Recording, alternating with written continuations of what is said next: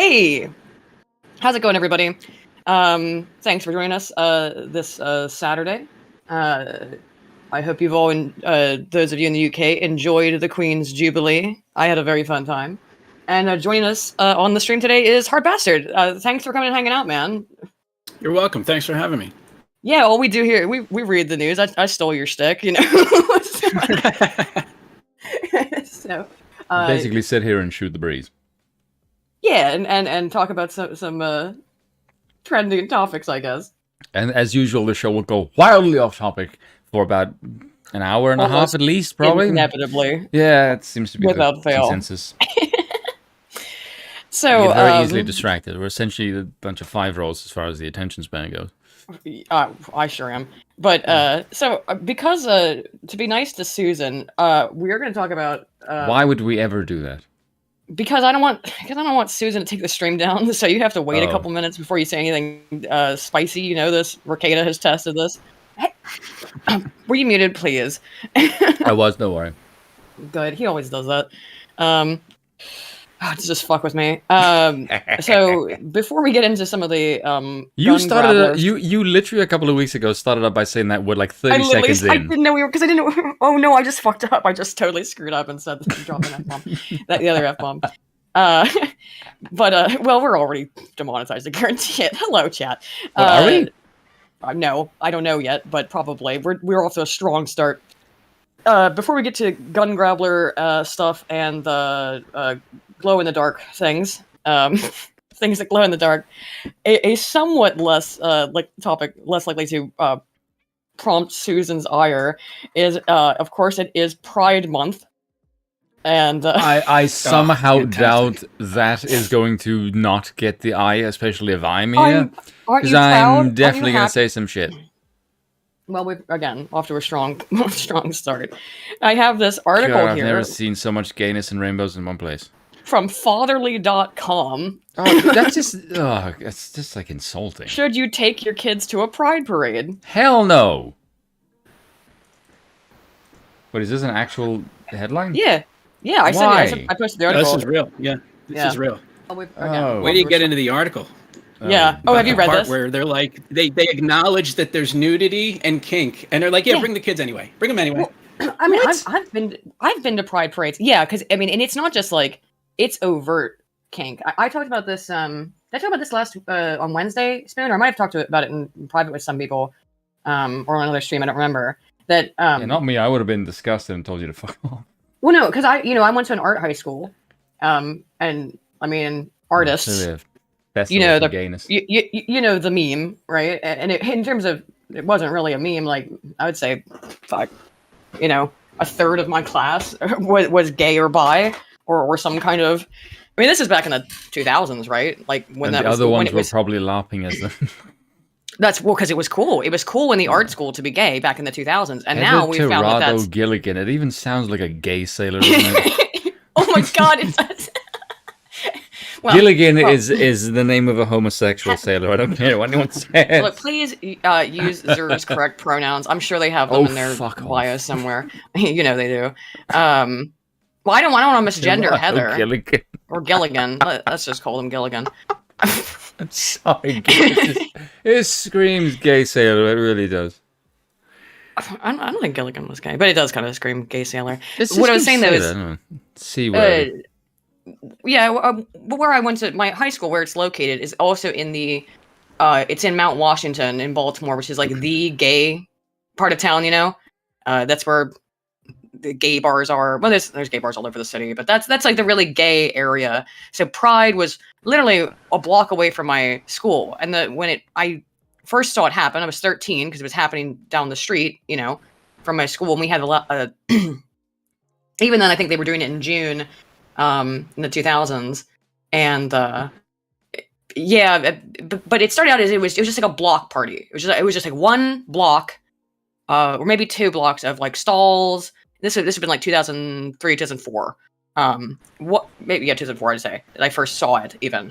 And it used to be like 1 or 2 blocks. There's a bridge in Baltimore, and it would usually be they'd cut off the bridge, and they do that for a bunch of there's like a thing called Artscape, and it's a huge block party art festival that happens in Baltimore every year. They did the same thing for Pride.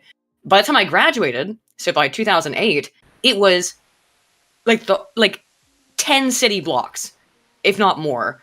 And then in one direction, and then spreading out into multiple directions, massive. They had these. So this is back in 2008, 12 years ago. Well, God, 14 years ago.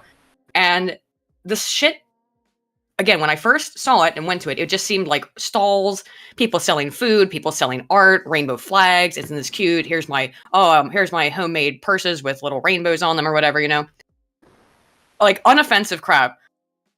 When I saw it when I was like 17, they've got these stages up, and it's just, men with leather thongs on and giant strap-ons just like humping each other on the stage in front of kids. Because it's become like a caricature, hasn't it? But 3 years earlier, I don't think it would have been necessarily... I think it's weird to take your kids to this in the first place, because... I think it's weird that anyone has kids that goes to this. Well... Yeah, how did that happen? Yeah, it's kind of an interesting point. I didn't think about it up until I just said it. How'd that happen? Yeah, you're celebrating not being straight. How do you have offspring? Doesn't make any sense. A lot of these are like white liberal parents that are like, they want a God. virtue signal, so they bring their kids to Pride. It's fucking crazy. Yeah, and like you can see the little baby in the image, all dressed up in rainbow. It's total performative crap. Yeah, it's just this is just a. I am contributing white, to the downfall of white civilization by bringing my kids, and I will inevitably mentally fuck them up. But the thing is, like when I first saw it, it was like a little art festival. And then within 3 years, it turned into and I have no idea what they must be like now. I mean, I've seen video. I've seen evidence of what they're like now. It's just straight on public pornography. Yeah. Yeah. People walking around in gimp suits and stuff, and and naked, just straight up nude, walking around with body paint on or whatever. Don't take your kids to that. There was this picture that I used to have. I don't think I have it anymore. The format of my drive. It was this. How can I say this in the most polite, PC way? Mentally ill people with a Trump balloon behind them, and like the guy in like the middle of the shot looked like he'd stuffed the Pringle can in his thong, and he wore like thigh-high boots, and he was like spreading his legs, and he was like the center shot with the Trump balloon in the background. Like, clearly face painting and all this shit. It's like, how do these people get a parade, and why are they not in a mental asylum? Because they're clearly not mentally well. It's just... I'm always reminded of this meme, and I don't know if you've seen it, HB, but I'll find it real quick. I bring it up quite frequently, where it's the, like... the character is going like, I don't understand why people are so intolerant of gay people. I just want to love who I love, and I don't see why people find it so weird. And then it's like the next panel is him in also you're gonna find it in like high heels and like thigh highs and it's probably that same picture. Thong. Yeah, it's that picture with the feather boa, and he's deep throating a dildo, and it has the F slur written across his chest, and it says "Look at me," like in big letters. Yeah, that's why people think you're weird. Okay. It's because you have to do that kind of crap.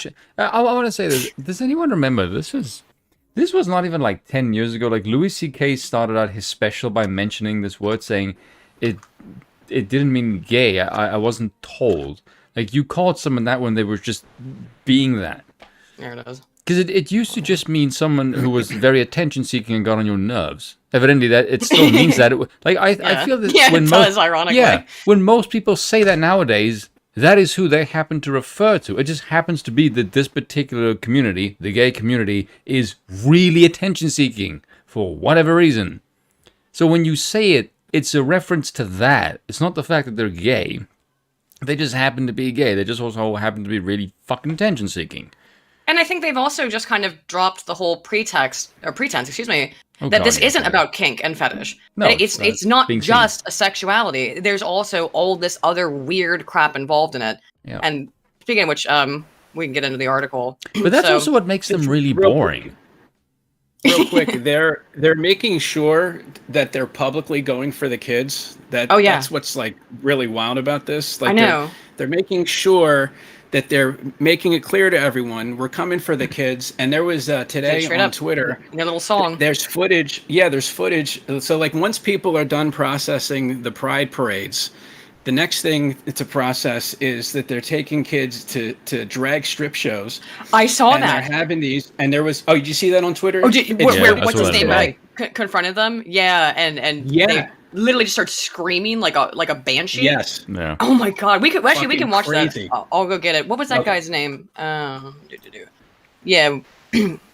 I didn't. I did watch it earlier, but it's a little aggressive, so I wasn't sure if we were gonna play it or not. And also, always have a hard time figuring out how to play Twitter videos. I might stream it through my side. So You know what is really fucked know. up though is that if you look at this entire kind of snowballing avalanche of shit that it has pretty much been amassing since probably I'd say the late 80s, every single thing that the Christian right from like 40 years ago warned you about has come true. Oh, I know, isn't that bizarre? Yeah. And It that's drives just- me nuts. Yes. And I hate it. I hate it because I was very opposed to them.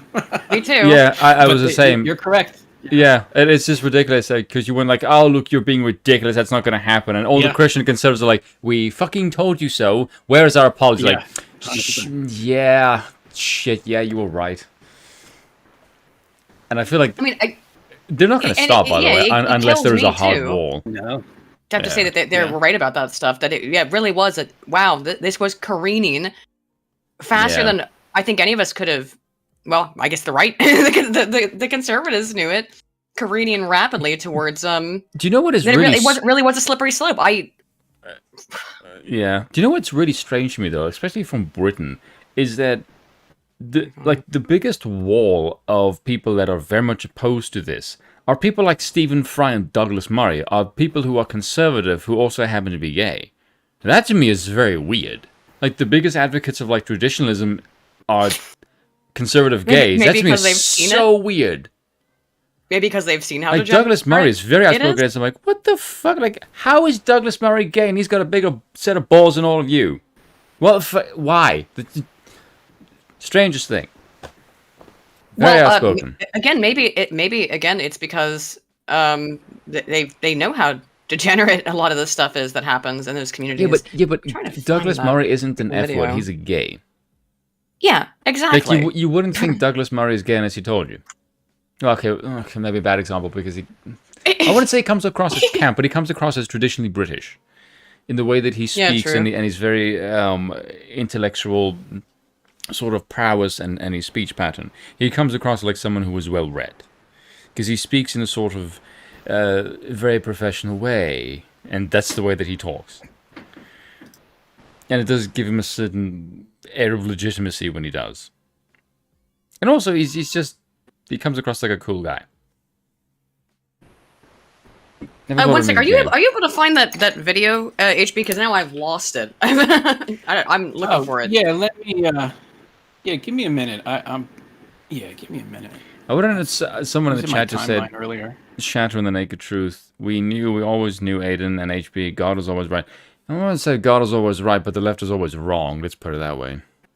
Taylor Hansen, at Taylor Yes. USA, 3 Oh, hours okay. ago. Yeah, hang on. I can send you the link on Twitter. Or just post it in the Discord, either one, whichever one's easier. Oh Or yeah. Taylor. Yeah, but- I'm on a different laptop on the. Oh, on the okay. Discord. Yeah. But yeah, here it's in your DMs. Yeah, it's fucking crazy. Yeah, I saw it on poll earlier. So. And the can't weird use- thing is people are protesting Okay, it, thank you. and then you have like these lunatic Antifa people. Yeah, there were people. I was outside actually thinking about protesting this. the protest. Is actually what I was thinking of. I haven't seen this. I was thinking of the protest where Oh, they the were. inside. It's horrible. It's horrible. The inside. Yeah, it's a strip show for children. It's completely insane. I saw that. But- Yeah, that so- was just disgusting. But the people, so there's people rightfully protesting this, which I'm glad to see, and then you get these kind of like Antifa pedophile types that will like get violent. Like they're basically saying, yeah. like, we're going to take your kids, and if you don't let us, we're going to hurt you. It's unbelievable. Unbelievable.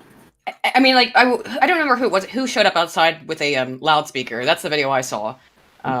the guy outside of the loudspeaker, who, to be fair, was bringing up real criticisms that you're grooming kids. Okay, there's no other 100%. way to describe what's happening. Although, how interesting is it? We've talked about this before, that they are now trying to reclaim the word groomer. Of course. Yeah, they got no chance at that. There's no chance. No. Yeah, go ahead. Yeah. Spoon, if you just want to play that, we don't have to. just so the What am I audience playing? can. The video from Twitter. I don't know if you just want to pull it up and play it. It's just so you can get an idea. I'll see if I can find the other video of the guy I yelling don't at even them need to put the outside. sound effect that. What the hell is that? No, it's creature? probably got copyrighted music. Don't play the music even. And No. look, there's like little kids right there. Little tiny. I mean, these kids, they've got to be. They're definitely under 10. Oh my god, this is like a 7-year-old girl. Jesus Christ. Yeah, that's quite creepy. No, what are you doing? Oh, here it is. I found the other clip too. This is what was going on outside though. So did you happen to see this one? Yeah. Might have to. Yeah. If you open that up on Twitter, and just because again, I don't have a good way of I playing noticed at the Twitter bottom it videos. says my account is suspended. Oh, does it? Yeah. Oh, right. Here, I want to say this to HB. HB, you know what I got suspended for? Someone said that What? monogamy is not popular in the gay community, and all I said was that explains the AIDS count, and that got me kicked.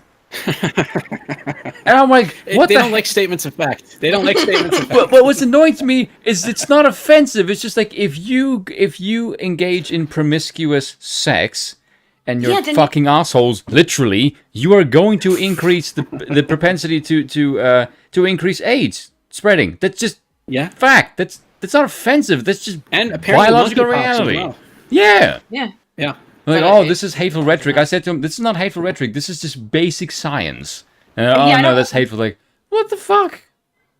Yeah, I'm not sure how it's hateful. If you're, how is it hateful? You're saying like, whoa, we don't believe in monogamy. By your framing that the gay community isn't that into monogamy because you're so beyond it.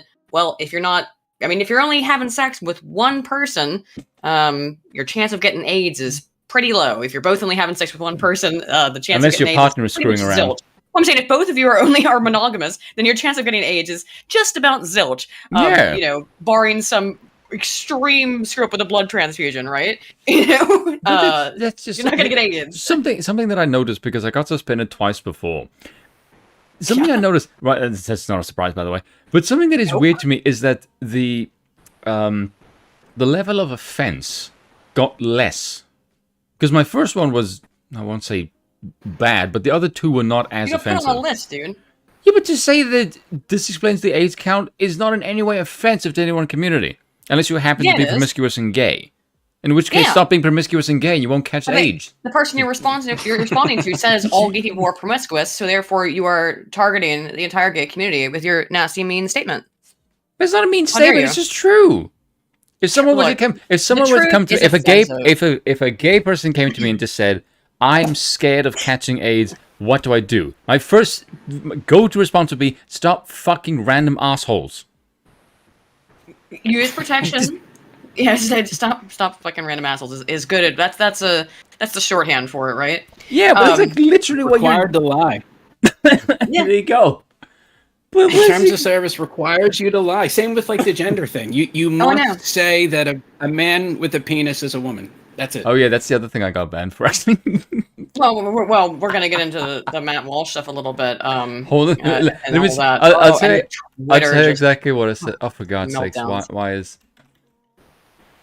Do you want to play this video though? I can stream it to make it so that we can all watch at the same time. If you just want to play it, soon, I don't know.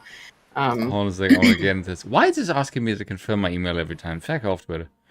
Or not Twitter, the Hotmail. Let me see here. Pop that out. Oh, this one guy, he said something in his bio along the lines of, I like edging my girlfriend's dick. What?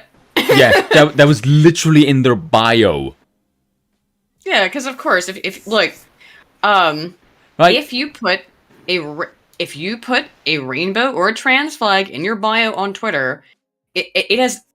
I made a note of this, and now my tweet is popping up in memes of people, Well done. painting the blood over the door for Passover, but instead of blood, it's just rainbow flags, and it's like, this is how you protect yourself from a Twitter ban. Just put rainbow tags in non-binary. Put this shit in your bio, and you're unfucking touchable. Yeah. I mean, I don't think you get away with full on, slurs. Well, Yeah. maybe some, But not the big one. But this is what I said to him. I said, by the way, you edging a chick with a dick, that's a guy. You're blowing a guy. That's like, I'm sorry, but if you're gay and I'm saying that as a statement of fact, how is that abuse and harassment? So let me ask you a question, since we're on the subject. But to both gentlemen, balls or no balls on your fuda? Oh my what? What? Yeah, I'm as confused as him. Ricada asks all his guests this, so I thought I'd bring it up. Balls or no balls on your fudanari?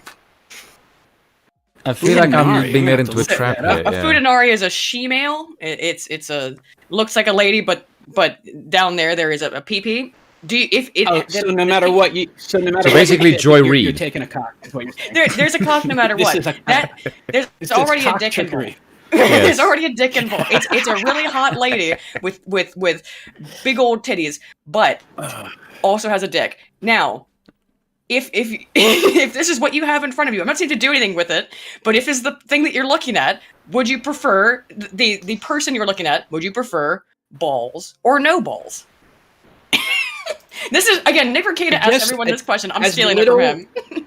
As little of the cock as possible. So if you want to take out parts, that's probably good. Because basically, it sounds like you're asking me, do you prefer female or she-male? I mean, it's a dick either way.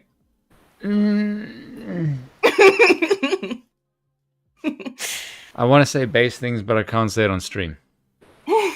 It involves my cannon, and that's not a euphemism for my penis. I mean, that is a literal cannon. Yeah, well... Because HP probably doesn't know this. In the channel that I have, my sort of euphemism for getting rid of the undesirables, shall we say, is a literal cannon. Because I don't know. Fantastic. Yeah, because my character is this, old aristocratic kind of avatar, and I just thought, what is it, like an old school weapon of war? And it's just like, so someone, I said in my Discord, someone draw me a cannon, and someone just draw me a cannon like my character, and I went, I'm so using this in my videos, and that's just become like my go-to phrase, is get the cannon.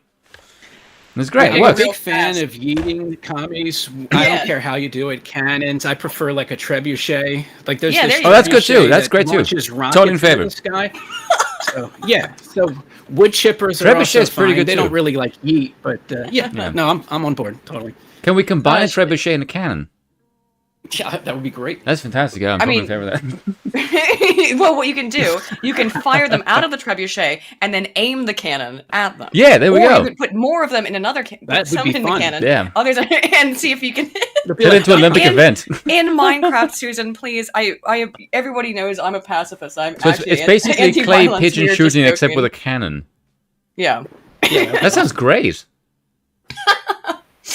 I'm gonna go ahead and play this Twitter video. Can you bring up the watch stream or what happens? It just plays. Yeah, I'm just gonna. Well, whenever I play Wait, it. Is it the Twitter one? I'm gonna just play it because it's a minute and a half long. It's really difficult to play Twitter videos other ways. Through like watch together doesn't work. Do you have the I can put it up here. Yeah, just so I can play this video of what was happening outside, so you can get. We saw a little bit of the demonic behavior indoors, but this is what was happening. I can play it if you want. Well, I was just gonna stream it through the Discord so that everyone could watch it at the same time, right? Oh, for God's sakes! Oh, come on! Every time you do this, you do realize I don't have Discord up on the stream, right? No. Whatever. Or do you just want to hear it? Yeah, you really just need to hear it. But I was gonna play it, so you can hear it. Okay. We're very professional here, people. Let's go old school. Well, you could play it. Just say it and sync it. Probably would come through. All right, I'm gonna tell you what. We're gonna sync it up. All right. I'm gonna on my count. Go. Ready? All right. 3, 2, 1, go. Question: why Oh no, it's not working. There we go. Oh, for God's sake, you suck at this. It's fine.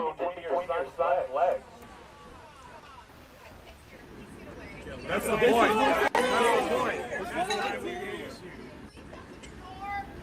That guy looks like an Anglo evil. Hassan. Yeah, a little bit. But you gotta see the people that who are trying to take their kids into this strip club. It's not just a drag show. We saw it. It's a strip club. Yeah, strip club. Yeah. You must repent, though. This is I know. really turning into a religious event. It really is. Oof. I wonder if the mama bear instinct is going to come out in 3 years when the mainstream Democrat Party platform and they want to rape your kids. Good question. They're all going to be big, smug little joke, these people, by the way. Understand that there is a bigger difference between 10 years ago and now than there would be between now and in 5 years when they're openly advocating. He's not for wrong pedophilia like they've on that, already by the started way. doing. You people are Oh, the symptoms you have of to be a harsh now. society. This isn't even harsh enough. No, I'm Look at finished. these people. The hell Oh, is I know. that thing? I'm completely finished. I don't know what it is, but You are child abusers. You're not a real watch this. Shame on you! Shame on you! Shame on you! Shame on you! Shame on you! Shame on you! Your children should be home. Your kids aren't actually gay, you've just groomed them. Oof. I mean, where's the lie? That's not. Yeah, that's true. So, yeah. Yeah, it's harsh, and I do agree though. You do kind of have to be harsh. These people are taking. You could see the little kids there. They're how old are those kids? They've got to be what? I mean, they look 5, 6, something like that. Into a fucking strip club. You are grooming kids, dude. What the hell? And then again, when you process all that, then you think about the fact that they're also grooming them to get these insane surgeries at a young age. Yeah, Like, well- this is the craziest shit ever. It really is unbelievable the level that they're going to. And of course now they're freaking out because oh no, that evil bad, nearly as bad as the Orange Man bad, Florida man Ron DeSantis is gonna block transgender hormones. Oh no! By the way, on the plus side, I got the article for that in the chat. By the way, on the plus side, this entire thing is making the whole abortion debate really redundant when no one has the proper genitals to facilitate the birthing process. Fucking anyway. Yeah. Well, yeah. So there is But- that. That's a fucked up thing to say, but you know, I always find the silver lining and everything, no matter how tragic the event No, is. but they're going out and straight up lying now. Yeah. Now they're saying Yeah. that the hormone blockers don't cause infertility. Excuse me. What the fuck? Yeah, I mean now they're saying no. There's absolutely no harm. There is. You've been doing it Hey, long this enough that we actually this do this have event that is longitudinal data on required this for you one. to like give birth is just totally destroy. That isn't in any way going to stop you. Like, well, then again, these people don't know biology. Party One of of the science, doctors- people. Yeah, one of the doctors that Matt Walsh interviews in his documentary. She is a doctor, a pediatrician. And she says there's absolutely no harm to children to starting them on hormone blockers as soon as possible, because then you know so that then they can determine what their correct gender is that they identify as. It's like yes, there absolutely are. You're talking about osteoporosis. You're talking about permanent problems with development of sexual organs. You're talking about potential sterility. No one even talks about the osteoporosis stuff, by the way. That you can totally mess up your muscle and bone growth. I want to ask HB a question because I thought about this a while ago. Let's just say hypothetically, American had a secession movement, and you had the left go one way and the right go one way. I think if the left went one way, you would have a white genocide within like a year. I mean, if they had the power to do it, they would. pull Yeah. it off. Yes, because I don't know like who would end up on each side, how many is on each side. I don't think like the average person is for the leftist craziness, so they might go on our side. Yeah. But if they had the power, oh, absolutely, they would. Because I think the only thing that keeps the left in a kind of cohesion is the fact that there is a bigger target to aim at. If you remove that target completely, they would just eat each other alive. Oh yeah, instantaneous. Yeah. And we Yes. see it happen every time that That's why I said like the next thing that they'll blame is the whites in their own society, and it's actually why they'll I go think, insane. and I think it's one of the reasons they're so. I'm South African. I can obsessed. identify with that. It's one of the reasons I think they're so obsessed. Yes, HP Vito Spoon's South African, so he's got a unique I perspective have on them. very All right, base takes. that I can't say on stream. Gotcha. Yeah, but we saw this happen with Twitter and Trump, like all the time. Like once Elon looked at started buying Twitter, right? They're like, "Oh, he's gonna bring Trump back." Oh no, and you get 1,000 articles. Will Elon bring Trump back? And it's not even on the radar. You sound like a jilted ex-lover. You want him back so bad. It's like one of these like, has he talked about me? Did he say anything about me? Yeah, that is their whole attitude. Because they need him. That's true. They can only exist. They can only convince people of their insanity if they have a straw man. Hey, that's the title of the stream. If they have a straw man to rage against, right? The second you get rid of the, and this is what I was talking about before the stream. There's a really hilarious article about neo-reactionary Dark Enlightenment stuff that is more that's terrifying stupidity. Like, oh my good god, that person makes you want. Like, if I read that on the stream, you guys will end up reading Mensch's Molbug, because the amount of insane stupidity they say about him, you want to go, this guy sounds like an absolutely terrifying figure. Therefore, I must read about him. Yeah. I can't say that yet. Because the thing is, I've read the bit that they're referencing, and I did not in any way think of Molbug as some kind of fascist. I just thought, like, for one thing, he massively favors private property, because we all know that the fascists really give a huge shit about private property. Yeah, he came to his monarchic conclusion out of a pure capitalism. Yes.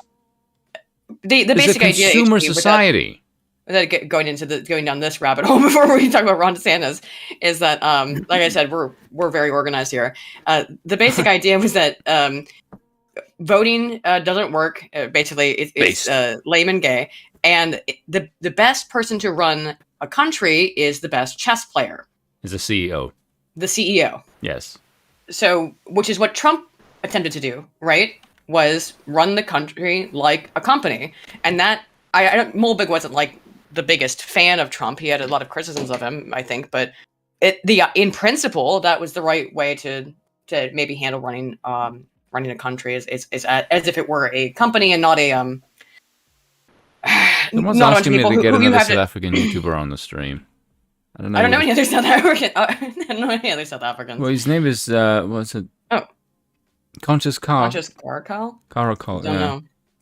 I'll get to the super chats. Sorry, we're already getting off track, but let's get through the Rainbow Coalition segment of the stream, and then I'll get to all your super chats, guys. I don't want to take up too much of your time, HB. You let me know if at any point you want to head out. And again, thanks for. I'm good till like 5:30. Okay, so. Yeah, no problem. Thanks for having me. Let's see. So I have this article because we were talking about the trans stuff. So DeSantis seeks to block transgender use from transition-related therapies. Oh, hold on. This is the Hill. Look, I like to find their articles and then find other things because mixed bag. But I have the actual document, of course. Yeah, I do have the actual document. So the Hill again. Okay, but this is the. That's true. Yeah. Oh yeah, I like it. The Office of Florida Gov. Ron DeSantis this week encouraged the state's board of doctors to follow guidance from the DeSantis admin on transition-related therapies for transgender minors, which would limit or eliminate various hormonal, surgical, or other procedures. State Surgeon Joseph Ladapo told the Florida Board of Medicine in a letter obtained by NBC News that the office found the science supporting the therapy is extraordinarily weak. Sure is. Available medical literature provides insufficient evidence that sex reassignment through medical interventions is safe and effective treatment for gender dysphoria. The Florida Agency for Healthcare Administration wrote that's because there is insufficient evidence because you won't let people conduct research on it because when they do, you call it transphobic. I mean, I've been called transphobic. This is the problem. Like I've said for years, like I know that people they've got something wrong in their head, right? Why can't I give you a pill to fix what's wrong with your head, with your chemical imbalance, rather than causing lasting, lifelong changes to your body that you can't go back? Mm-hmm. You're not fixing the underlying issue, right?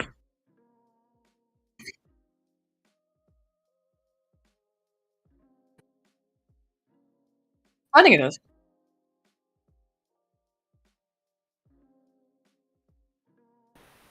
Okay.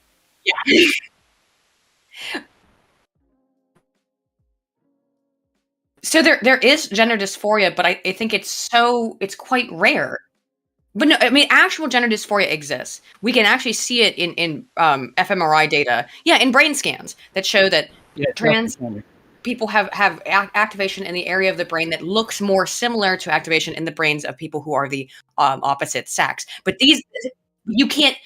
We haven't been able to conduct studies like that since the mid 2000s, because then it became that's not okay. What do you mean transgender people's brains are more like the sex that they identify with? You mean proof that there's some reality to this? No, now it's all about how you feel, and it absolutely is what you said there. I think about you've completely emasculated men. I mean, the Johnny Depp trial again, like, just a woman can just say, "Hey, this guy raped me," and destroy his life.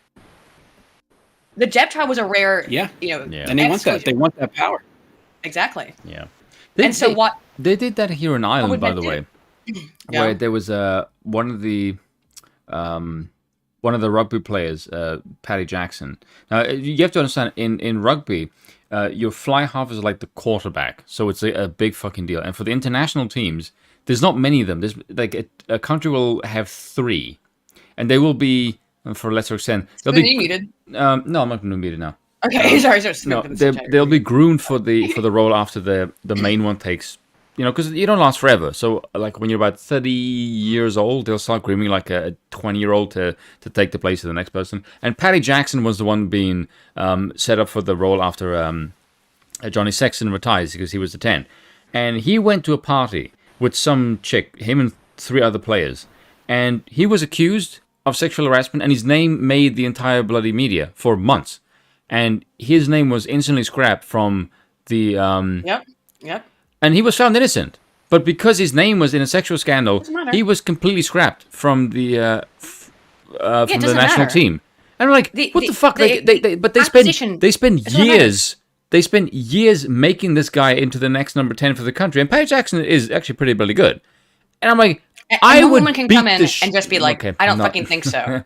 So why do you think men don't want to be men? Why do you think that young men in particular are terrified of being men? First of all, they're told that being a man, particularly being a white man, is the absolute worst thing you can be on this planet. You're lower than dirt. But that's what they tell young white men. And I'm not saying, like, society is currently as saying young white that men, you are the ancestors of colonizing conquerors. Do not apologize ever. Well, but like, you're going to be an incel, and you're pathetic. White people are disgusting. Men are disgusting. If you follow the left, evil. yeah, you're going to think that. Yeah, all white people are colonizers, and you need to apologize for the sins of your forefathers and all this shit. So, do you know an easy way out of it? Well, I'm not a man. Now I'm a lady. Yeah. And not only am I a lady, I'm the most protected fucking class on earth. You literally can't insult them on Twitter as you would a normal human being, or you get suspended. Because they're so protected. You cannot say... And they incentivize it in the schools. Yep. They'll like give them cupcakes if they identify as LGBT. Oh, it's not just cupcakes, and they'll say, "Well, we won't tell you." You don't know about this? Yeah. No. They have these special clubs. They're called the Gay Straight Alliance. There's or whatever. no wonder they're all so fat. Well, they have these like Gay Straight Alliance things, and one of it is that it's like it's basically a secret club, and by secret I mean they're not supposed to tell their parents. They are told not to tell their parents, and we're like, we're going to keep it all a secret. This is an extra special, super duper secret club. Yeah, how is that not child grooming? How is that not child grooming? I mean, at least now they're like, yay, yeah, we're groomers and we're proud. At least you said it then. Yeah, I don't know if you saw that at HB. That's pretty. The groom with pride. Yeah. You mean on Twitter? Yeah, that was crazy. Now, didn't they take it down? I do think it's good that like you're seeing some of this shit, like as far as whether they're taking down tweets or like at least a couple of the drag shows. I think there was one in Indiana. There was so much backlash that they canceled it. So hopefully there needs to be massive backlash against this stuff. And it's growing. I just don't know if it'll get big enough to actually change anything. I guess we'll have to see. My fear there is that they'll just take it back underground. The weird thing is that they're being so public about it right now, and that's why I think everyone's kind of like they feel so emboldened and so secure that they're not going to get in trouble for this shit. That they're shouting it from the mountaintops that we're grooming your kids and we're showing kids weird sex perv stuff. I'm kind of hoping, and this is like a contrary to the trend of like 150 fucking years. Is that if the Conservatives can win this, they will be emboldened to go on the offensive for once in a fucking century and just say, okay, what else can we kind of like slowly kill you with? Because this, I'm not saying like go uber you're still gonna 50th edition, but This push is for a it to see what split you can for get. white. This is a split for white women, right? You have like half of, and that's weirdly where the conservatives need to get a lot of their power from. Is are white women going to go along with it? And other women are women going to go when along you with don't it? beat your wives?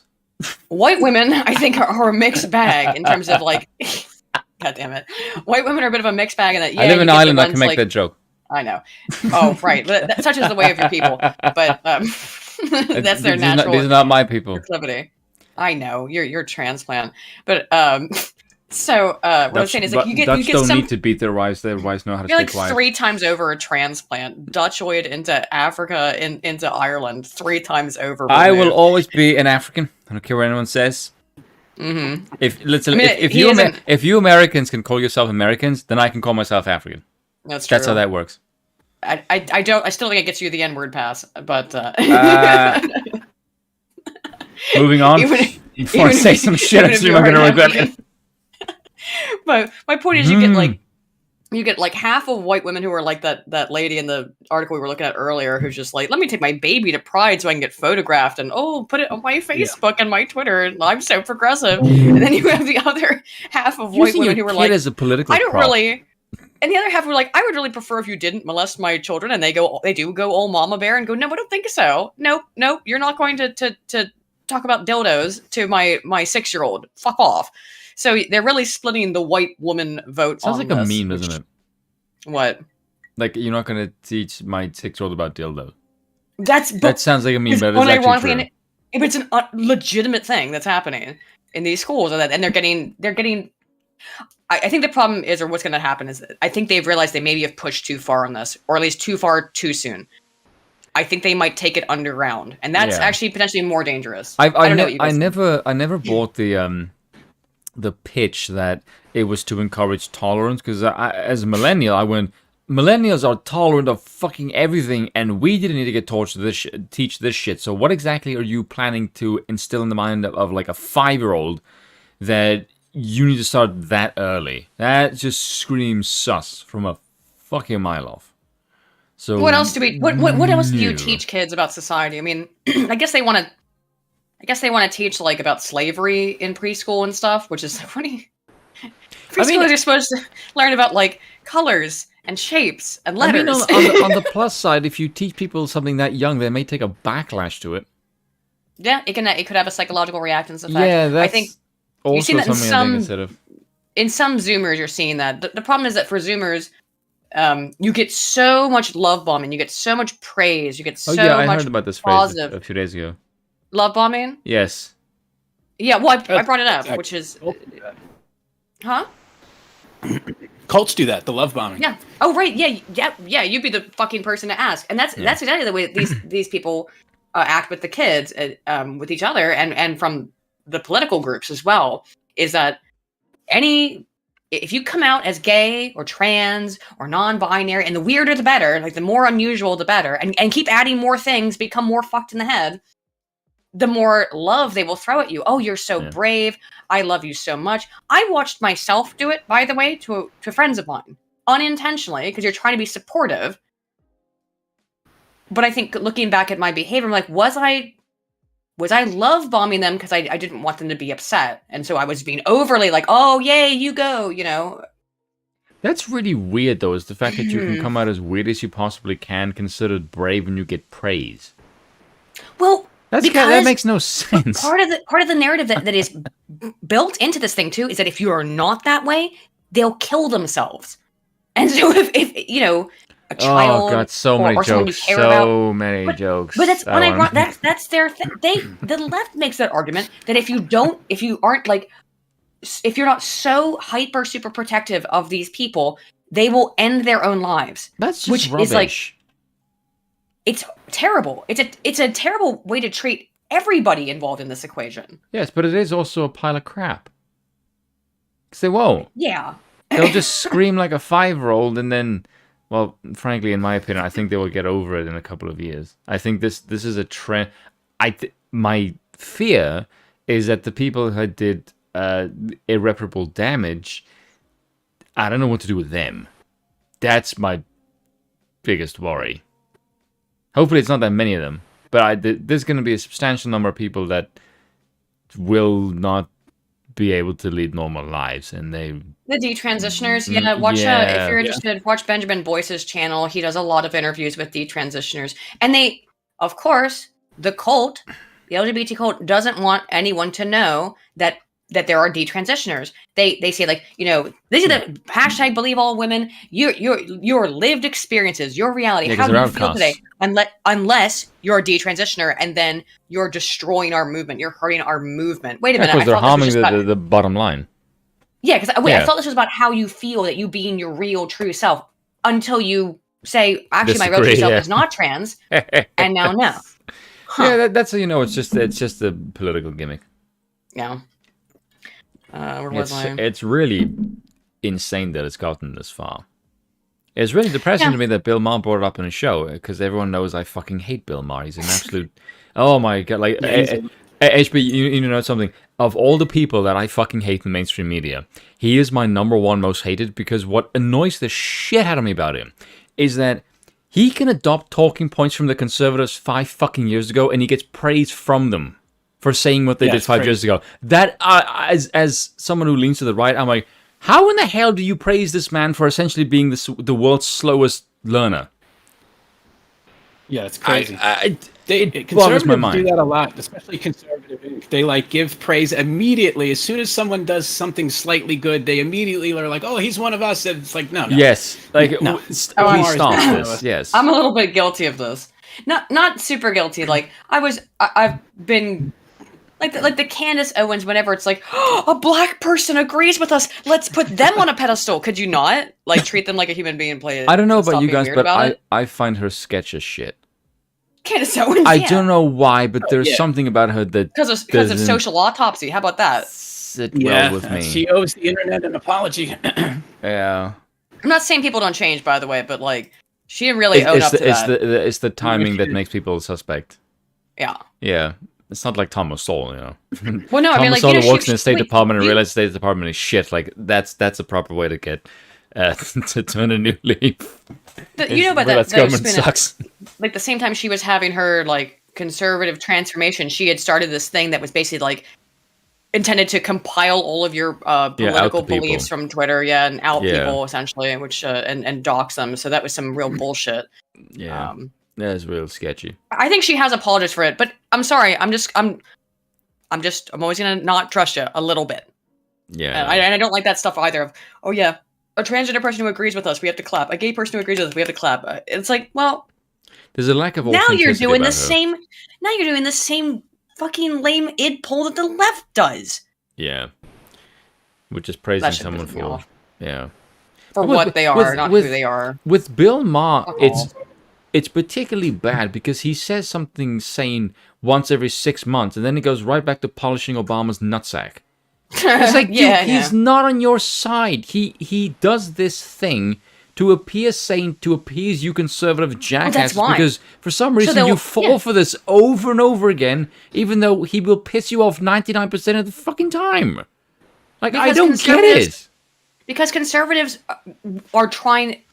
stupidly, have still not figured it out. Mainstream conservative Inc. still hasn't figured out that the left doesn't want to play nice. They're not playing the same game that we are, or that conservatives are, in terms of, we're going to play by the rules and do things that, the polite and stand-up way. And they're like, no, we're going to be subversive. We're going to go into your children's schools and teach them about dildos.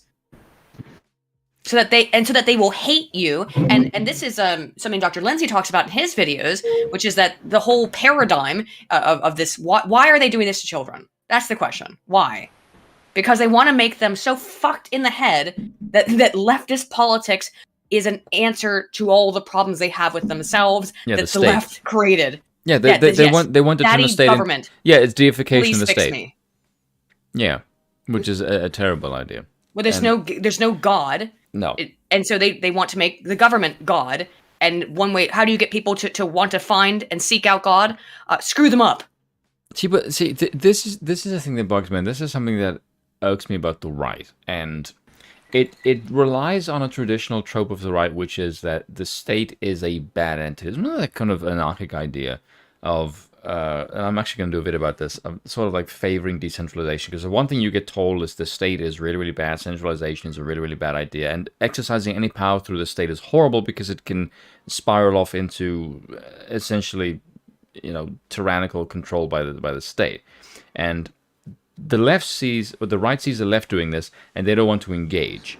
And my main concern with this is that, yes, there is a valid concern about this. The problem is you don't have any other institution to fight them with. The state is your only shot at this point. So fucking use it and stop being a pussy. If it means using the state power to kick the shit out of these people, by all means use it. Like, I'm a monarchist. I have no problem with the king saying, no, this is not okay, and putting my foot down and kicking the shit out of these people, saying, I'm elitist, I'm better than you, this is corrupting my people. Like, treat the monarchical figure is patriarchal. It is a father figure. These people are not akin to you. They are your subjects. When they fuck up, you kick their ass and say, like, no, this is not okay to do. I have no problem with that kind of moral character in my politicians. The problem is this is seemingly an idea that is only relevant in a monarchical system that does not extend to democratic politicians who everyone already know are corrupt as shit. And that's the problem. Like, if you don't imbibe... Go on. Sorry? So I was going to say, you're seeing a little bit of, like, DeSantis in Florida. He just, denied he's $30 like million that. to the was it the Tampa Bay Rays? I think they came out with some sort of anti-gun bullshit, so he took away like $30 million from them. Like, dude, and I think it's necessary now to start doing that. Like King DeSantis.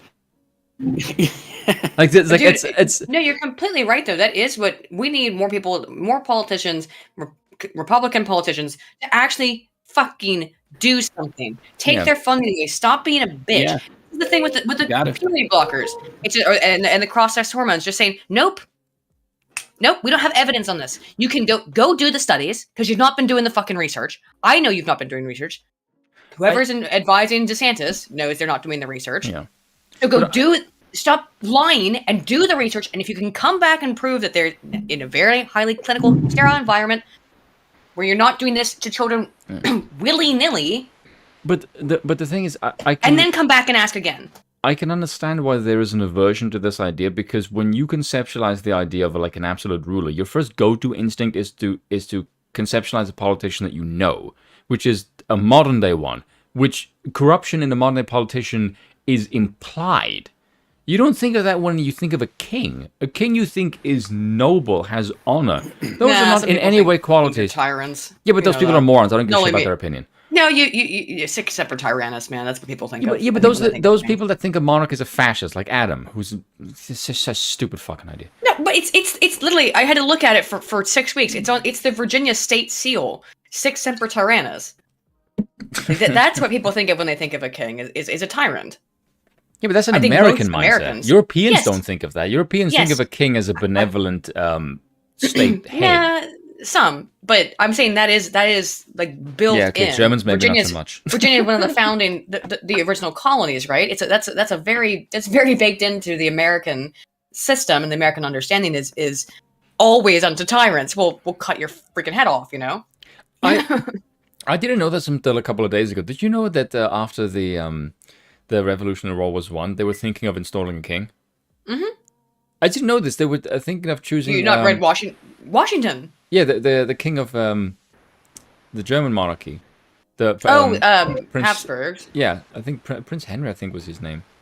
And they wanted to pick him. Yeah, and there was a letter sent out to him. It never arrived, but I think he said no, because the mentality behind it was, well, they just got rid of the king. I highly doubt they would accept a foreign one to rule them now. Which in hindsight was probably not the wisest idea. I think you might have been better off if you actually took the offer and then got rid of the gay-ass republic. No offense to the Constitution and anyone who's in favor of it. But, let's see. Yeah, I do. I was also about to ask. I will get the super chats in a minute, probably after HB has to go. But real quick, because it was relevant. Mojak 420 did say for 3. Is that the upstairs African American I hear, sir? Yes. The upstairs African American gentleman is moving his furniture as usual. I don't know what the fuck is going on up there. It's every stream, a million times. Yeah, if you don't know this spoon, his I was upstairs. going to say, because that sounds like African-American a gentleman. funny reference to me, or Elon Musk. Well, He might Elon be Musk South is. African. I don't know. Maybe he Yeah. is. Well, at this point, in terms of Twitter, yeah, Yeah, Elon because is the it's a upstairs African meme American that he is gentleman. because you will see so many people reference him as a character, like, well, the wealthiest man in America is an African American. You think you'd be happy about this? 'Cause it's true. He is. Nah. I've said before that if I have a kid, I would like the mum to be American, because then the kid will be African American but white, and I could troll the shit out of him. Just cringe. No, it's not. I could use my kid as a comedy prop to annoy people. That's fine. Okay. I want to talk a little bit about the before we have to wrap up with HB here, is about the Matt Walsh documentary. Have you been able to see it? No, I've seen like some of the periphery stuff or whatever it's called, like with the interview with the lunatic. I think you referenced that. And then also there's been some, I watched some of his videos on YouTube where he will talk about people like lunatic tranny activists that come out and go after him, and then he'll respond to them. So I've seen some of that. I haven't seen the documentary yet. I haven't watched the full thing either, but I've got a thread app. How do you from respond to Local someone Distance. who just mainly Who's utters covered it well. catchphrase and slogans? Well, that is kind of the thing with so much of the left, is that it is just. I mean, that was like when they're outside the strip club. Shame, shame, shame. Shit they stole from Game of Thrones. Like, I'm not saying the word shame. It's not from Game of Thrones, but they're mimicking media and television shows that they've seen. They're complete media sponges. And I'm saying this, And it's not even good media. That's the depressing thing. It's mostly Harry Potter. Oh, we'll get into this because after HB heads out, we'll get into the neo-reactionary article because there's some really funny stuff involving Harry Potter Oh, there. God, that's fucking crazy. So I posted so this thread kind of goes through and explains like a little bit of the video. I do have it. I can't show it to you. You can go get it on the what is the website? I will post it. I think we'll get to your super chats after HB has to head out. Well, hang on. Unless some of them are for him, in which case you're an ass. Huh? I said unless some of them are for him, in which case you're an ass. Wait, if you, it's on Daily Wire, right. So yeah, you go to the Daily Wire. Now, you have to buy a membership to the Daily Wire. It's $12 a month. You can. It's pricey. I'm not gonna say I like this. Oh shit, the link is way too long to post in chat. But if you're the Daily Wire, or just look up Matt Walsh, "What is a Woman" documentary, you'll be able to find it. If you want to pay the $12 and then immediately cancel your subscription, I think this is a really shitty way of selling a documentary. But I digress. So to get the TLDR, "What is a Woman" in the Matt Walsh documentary? No one thing makes someone a woman. These are things that they actually say, by the way. This is quote by Experts quote. need to be in quotes, by the way. This is quote from the documentary. "No one thing makes someone a woman. A woman can mean many things to many different people, and some women have penises." But can I just make a point, because this is an inconsistent part about the left that I do not understand. If being a woman is just as arbitrary characteristics, why the fucking hell are you so focused about them being in places? Yeah, well, that's an interesting thing to bring up. Well, Yeah. Vosh, What is of woman? course- Anyone can identify them. Okay, so get most of Congress to be completely men, and then just say we identify as women, and then problem fucking solved. You can't question them. This What's is the stupidest worldview ever. This is what annoys me so much about the left, is their worldview is so fucking flimsy and easy to debunk. How it has any prowess among society is baffling to me. Because you can poke holes in it all damn day long with ease. Yeah. Fucking bizarre. Well, let's ask. We should ask the question. We can talk a little bit about the documentary, but the basic question is, I'm going to read Vosh's argument, right? Oh, because Vosh, God. of course, had to give his take, and we know the intellectual heavyweight that is Ian Kaczynski. Only thing heavy about him is the Is that his person name, he's trying to fuck. Kaczynski? I don't actually like to use people's real names. I'm sorry. I don't usually do that. Vosh. Given What is a Woman movie coming out, I think it's important to remember that a conservative has never given me a good answer to that question either. Yes, we have. Wait for it.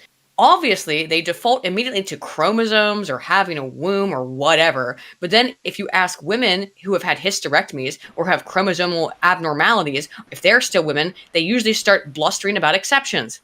Yeah. Because first of all, nobody says a woman who's had a hysterectomy is not a woman. Chromosomal abnormalities, you're talking about 0.01% of the population. That is an exception. Of course, if their answer is that most women are XX and have wombs, that's not inconsistent with the belief that trans women are women. Yeah, it is. How is that not inconsistent? You need XX and have wombs. And if you are trans, I'll be more clear. How does he have a XX following, thing- by the way? Communist. No, because like Walsh is ridiculously stupid, and I don't like saying that about people who disagree with me. But if you just listen to him actually talk, his points are utterly stupid. He just says it in an authoritative way, but what he says is absolute garbage. Yeah, well, we got you here for another minute, HB. Like, why do you think Walsh is... I know, I have my opinions. Why do you think Walsh is so popular?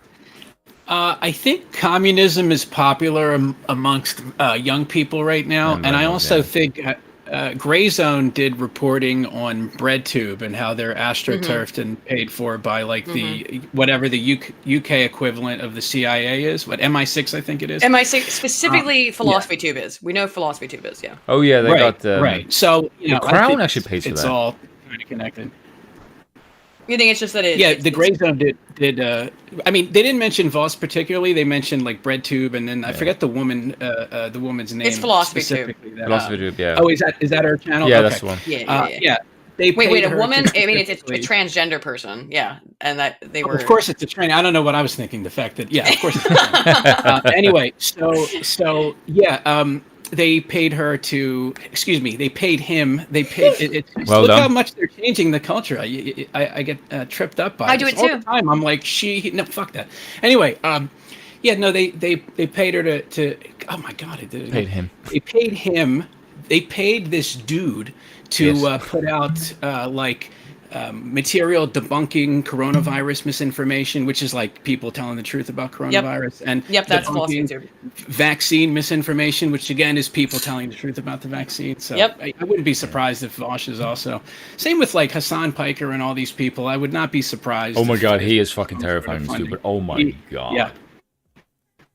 I mean, I do sometimes wonder how Hassan manages to breathe. Like he's dressed like a drunken Where's Waldo. So yeah, he's a drooling retard. There was a couple articles, I forget what outlets they were, but they tried to push this idea that Hassan Piker is the greatest political commentator of our time.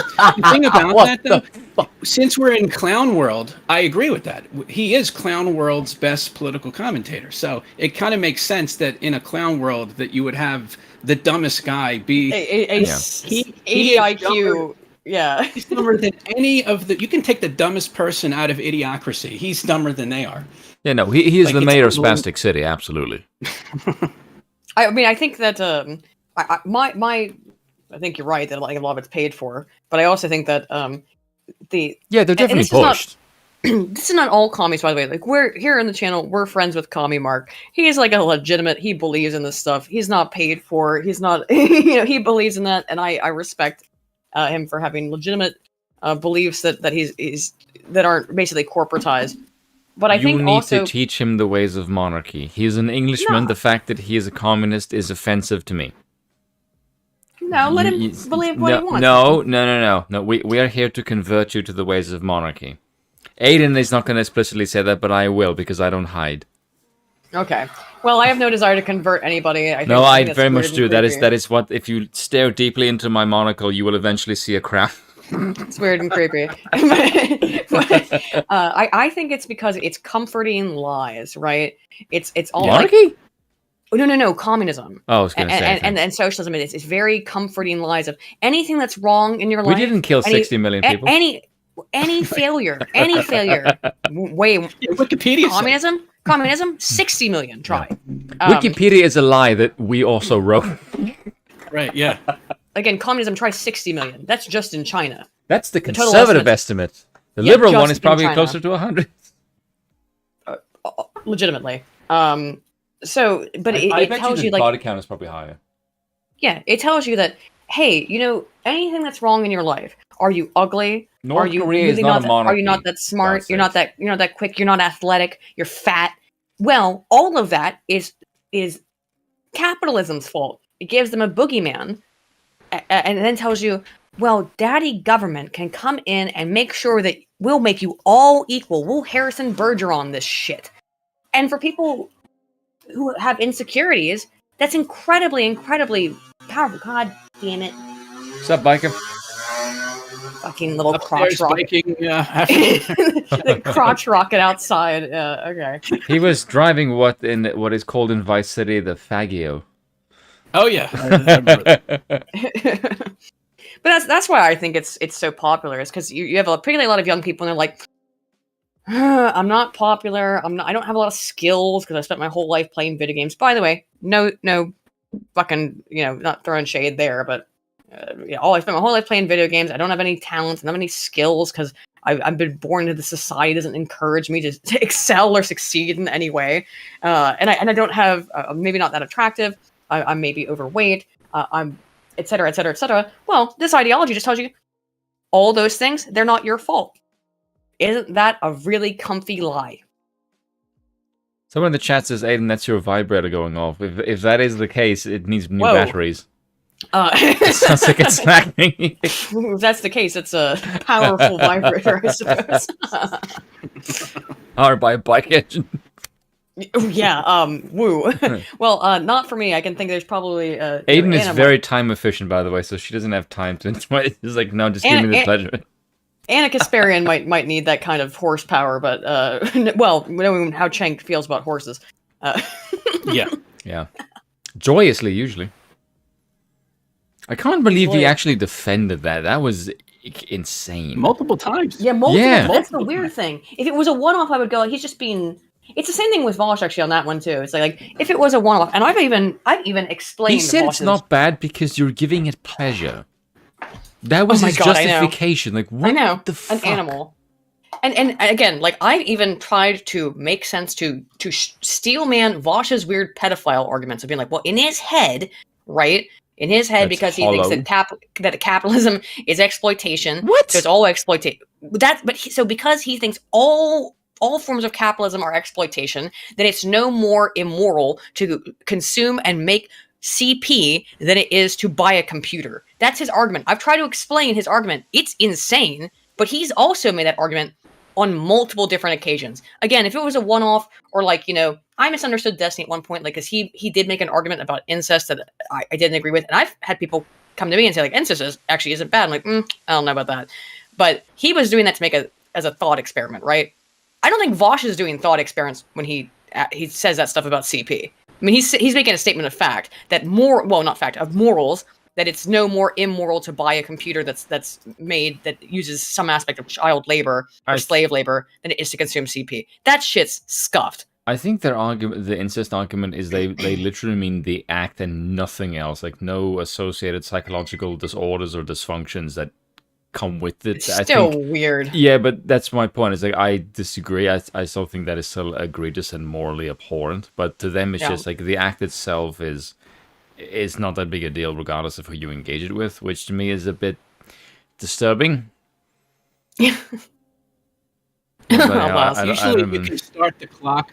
You can start the clock when people make public comments like that. You can start the clock, and usually about a year and a half. Within a year and a half, 2 years later, they get raided, and there's child porn on their computers. Like, you remember Amos Yee? Oh yeah. Oh, yeah. Well, Amos Yee was advocating saying insane shit, and I remember right, and then he got busted. And we were around for that time. You and I both were. Where the whole skeptic community like rallied around him because before that stuff happened, because he was like, he was in Singapore, right? And he had been arrested for speaking his mind on things, and we were like, no, free speech, good. And I agree, right. Free speech, good. And then he's like, actually, here's all my free speech. I think that if a toddler goes towards your area, then that means that they are interested. What? Fuck you, Amos. You what? By that logic, a dog sniffing that is trying to do the same thing. Well, white women, am I right? Sorry. Oh yeah, that girl on Twitch. I I know. forget her name. Oh, She let that dog on it there for a little Alinity? too long. Was Yes, it yeah. that wasn't a normal reaction. A normal reaction is to immediately bat the Slap dog's head it. away. She was like, "Stop!" and she let him do it for like 5 seconds. That was Okay. that was. Sometimes dogs do that because that area has a Oh yeah, of smell, course dogs you do. know. But you just go nope. But people definitely you bat know? their head away normally. But she let him do it for a while. That was no good. For a good couple seconds, you know. Yeah. It was a little weird. I don't know if Yeah. this is true, but apparently dogs can smell cancer or any kind of ailment. There's some. I know Could there's be a smelly AIDS. Could be AIDS. It could be the AIDS. Yeah. There's some evidence of that. Who knows? because I know there's been reports of some people who went to the doctor after their dog was like hyper focused on that, and then they found that there was actually something wrong, and then they And thanked their pets for it. There's both dogs and cats in hospitals where they have them as like therapy animals that they'll go lay on somebody's bed right before they're about to die and stuff. I don't know. Animals have some kind of Sixth sense. maybe have some kind of sixth sense. Yeah, that we can't perceive of. That's only wholesome. It is wholesome. It's, again, man's best friend, not woman's best friend in that way. Gross, ladies. Well, you went there. I was gonna say shit. Oh man. But yeah, I guess to wrap it up is that Matt Walsh is now he has totally triggered these people by just asking the question, what is a woman? They can't answer the freaking question. They cannot answer it. And if you can't say what is a woman at all, it's I'm not a woman, so I don't know. I can't define it. It's a woman is whatever you perceive it to be. Well, then, How do you guys feel about him, by the way? Matt Walsh? I don't know. Because I remember watching some of his segments when he was sort of fresh on the Daily Wire, and a lot of people did not like him because he was uber conservative, like banning like things that libertarians would think is egregious. Because libertarians think that everything should be okay because people can make their own decisions, and I agree with that to a point. And then I realized that no, actually, people are really, really stupid, and the libertarian paradise can only exist with other libertarians because society at large is really stupid, and they can't handle. It's like saying like, oh look, everyone can handle booze because I can drink really well. No, that's that's what you not the described case. It's actually voluntarism, which is more where I would describe my libertarian leanings as voluntarism of because we've all got to agree to go into it, and everyone has to agree to the society, and libertarianism is basically rapture. Yeah, everyone's got to agree to it, but how'd Rapture turn out, by the way, in Bioshock? Not great. Well, that's because of drugs. It wasn't because of ideology. It was because... But libertarians are generally okay with drugs, so... Yeah, but not to the point where like it can do the shit that it did in Bioshock, where one person took it, monopolized it, and then ended up using it to kill Andrew Ryan. Not to spoil the plot for anyone here. And programmed... I know it's like 5:30. Sorry, we didn't get through a whole bunch, but you got to head out. No problem. Yeah, I got to start my stream, but I appreciate you having me on. It was a pleasure. Well, if you got a link that we can post in the chat so that people want to head over there and things I can post, send me them in the just the Discord. Yeah, youtube.com/hardbastard. And in the Discord ones. Wherever you upload the restreams as well or whatever, so that I can post it and put it in the... There we go. Let me, let's see. That's Podbean. 1 second. hardnewsnetwork.podbean.com. Yeah, those should be good. I guess Rumble too, rumble.com. Yeah, just give me all your stuff. So hard. I should have all these ready to go, but it's like the area I struggle with, like shilling myself and being organized in that category, just not there. But yeah, those three should be fine. Yeah. You're more than welcome to come back anytime, man. Anytime. Absolutely. Appreciate it. Yeah, thanks for stopping by. We'll get to the super chats now. And again, thanks so much. Sorry, I only got you for an hour and a half, but go ahead and check out Hard Bastard if you do want to go watch his stream or you're over here from his stream. Go have fun and have a good stream, man. All right, thank you. Yeah. You guys Talk have to you a later. Cheers, man. Bye-bye. All right, take care. He's good, but I like the way he used to mock the crap out of people on TYT. I feel like we talked over each other a lot, and I feel kind of bad about that, but because we tend to be a little bit flippant, whatever we are. Yeah, I'll get to the super chats now that you guys sent while he was here because he only had a little limited amount of time, so I wanted to go through some stuff while he was able to. Scrix for 20. Hey, thank you, man. Said, just started skydiving. The only rainbows I care about are on my canopy. Having the cells color co-added helps tell if there's a tear and deployed properly. Oh, is that? I didn't know that's why they used rainbow colors on skydiving on the parachutes. That is the least gay thing about the rainbow I've heard in like 10 years. Well done. Shatterhand, Kudos. the Naked Truth for 5 says, we always knew Aiden and HB. God is always right. I think that was about the the Christians who said that the Christians who said they were going to do this. Yeah. Yeah.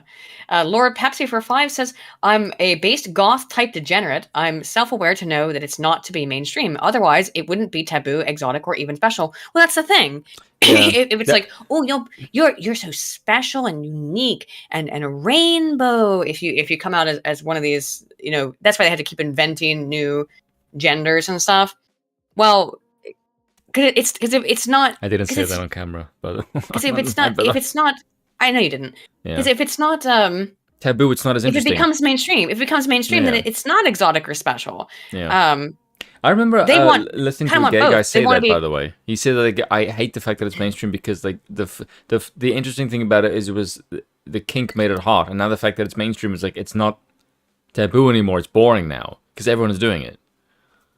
That's true, dude. What a fucking It's true. way to call what a self call out though on that I'm interested in this because it's part of the fetish essentially. No. I don't think I don't think it was that. I think it was.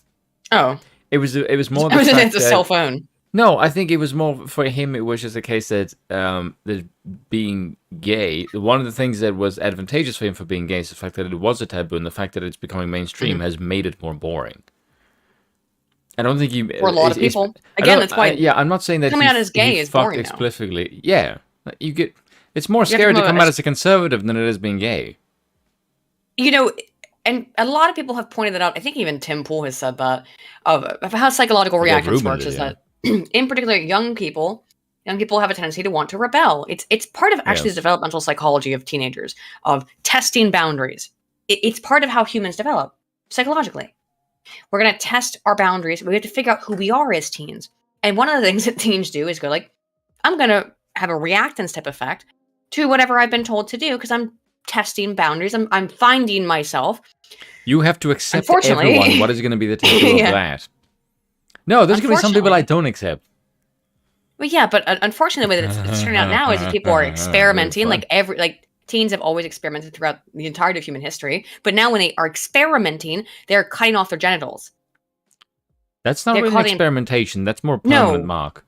Right. Yeah, it's permanent, man. You can't come back from that. I know, the hormone blockers are temporary. No, they're not, actually. You want to look at the data on that. They're not temporary. They can cause permanent damage. Of course they don't give a shit. They don't think, again, these people are... They don't think, that's the problem. Many of them are critical cultural. They don't think that there is objective reality. They're subjectivists. So everything is just how you feel about stuff. So math and science don't really exist. Well, it's a different word. Objectivist, yes. Yeah. Objectivism versus someone subjectivism. in the chat asked where to get your chocolate from. Germany or Switzerland? Oh, I do like German chocolate. I don't really like chocolate at all, but if I'm gonna get, there's this place in Germany does really good chocolate, bizarrely.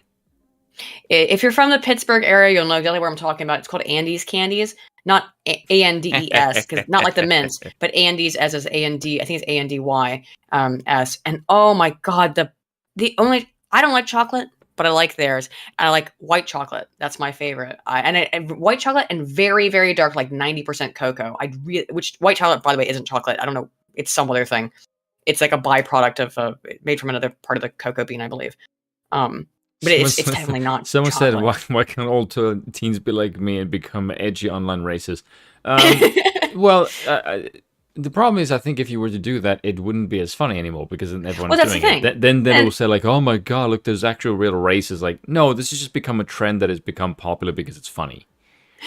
And he's nuts. But sorry, thanks, no fans, baby.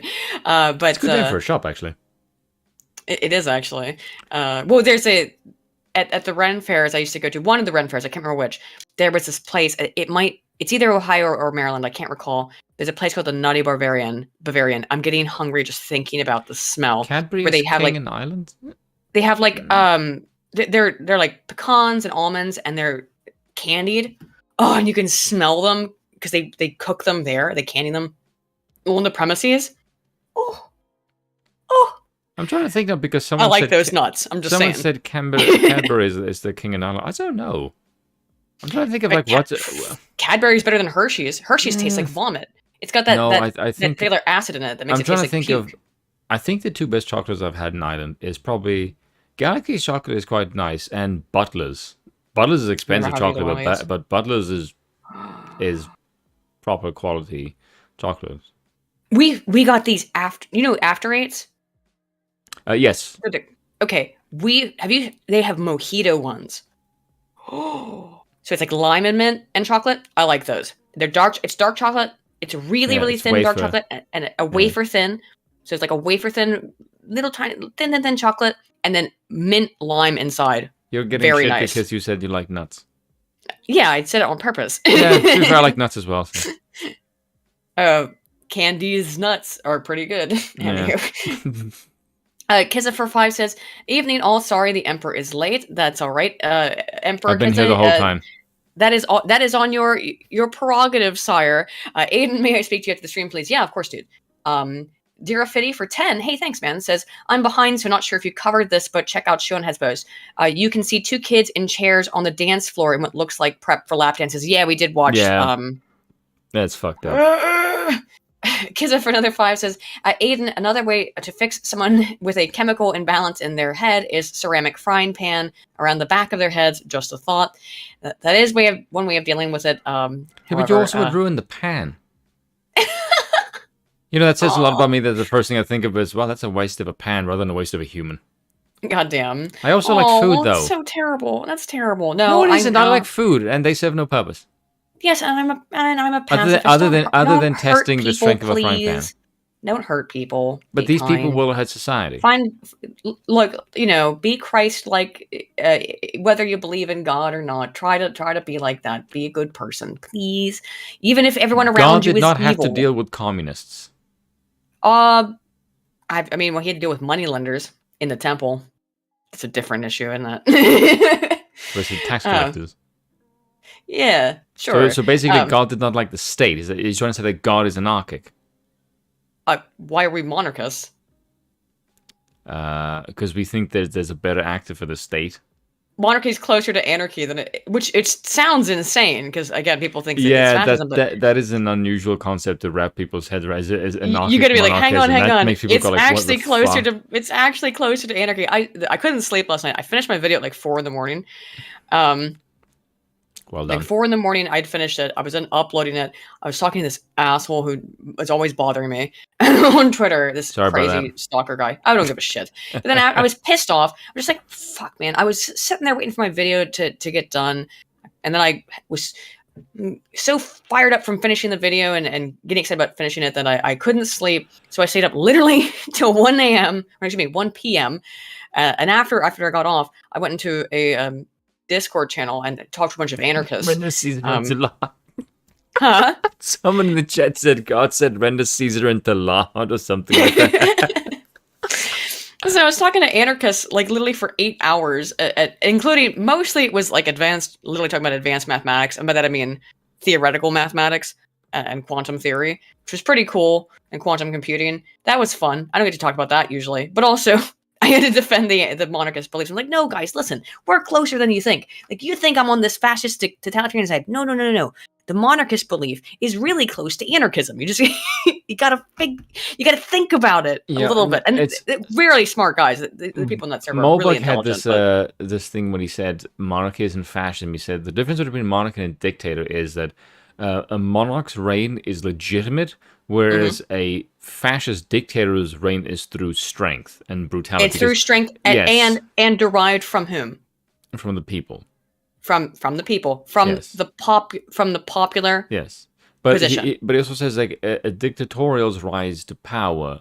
Once he attains power, he needs to make informal coalitions to keep him there. Whereas the monarch doesn't This need is the to do dictator's this. handbook, yeah. The Yes, dictator's but the handbook, monarch yeah. doesn't do that, Attention. despite what Adam says, which is a lot of horseshit. Don't ever listen to an American when it comes to monarchy. They have no fucking Aw. idea what they're talking. Except this one.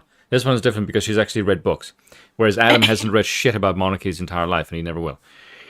I'm Here gonna are the talk. dictator's handbook. I am gonna talk shit about him because his ideas are ridiculously Don't talk absurd. shit. Stop being a No. If I will give someone ideas credit if they actually make sense. But anyone who says to me that a monarch's reign is exactly the same as a dictator has never read fucking anything about a shit. No, that's an extremely. Reductionist view that is absurd. It's not just reductionist. It's historically and politically yes. illiterate and Because you're ignorant. basically saying there's no difference I don't between mean that- a fascist dictator versus a monarch, which is just Then you don't understand stupid. what fascism is. Then you don't understand what fascism is. And that, It's let's be wrong. honest, Spoon. Who does understand what fascism is currently? I mean, like both the left At this and right. point, no, just, I think. yeah, both the left and right at this point just throw that word around like confetti. You're a fascist. No, you're a fascist. How about you're both being totalitarian? Stop using that word. Fascism has a Yes. fucking definition. You can be totalitarian and not be a fascist. Stop. Ah! Someone, feels like I'm taking crazy pills. Like, yeah, no, goddamn. someone on Twitter said to me that fascism is, or Nazism is an offshoot of fascism, but fascism, or Nazism, sorry, is more aligned with monarchy than it is with fascism. And I just said, What?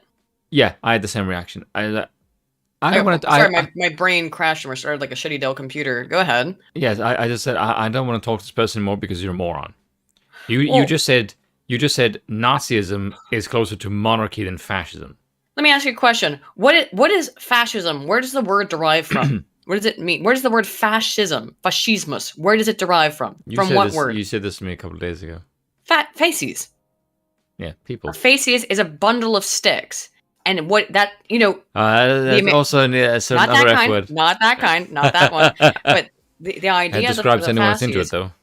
but the idea that, by the way, look at the American eagle. The American eagle is holding a fasces. It is a symbol of both democracy and fascism because the fasces is the symbol of power derived from the will of the people. Yeah. Whereas the monarch is in power in spite of the people. Yeah, Oh, it's the will of the Volk or not whatever. in that sense. Yeah, it's in the that, will in of the German aristocracy. case. I think it's because there was a certain case, there was a certain Not expectancy of the monarch. feces. I knew someone would do that. Schlum Some bucket feces. return. Fasces. Faces. Fasces. As in fascismus. Fascismus. Fascismus. As V would say. Yeah, I was going to say. Sorry, V. Oh, It's no. kind of like shitting on his joke, no pun intended.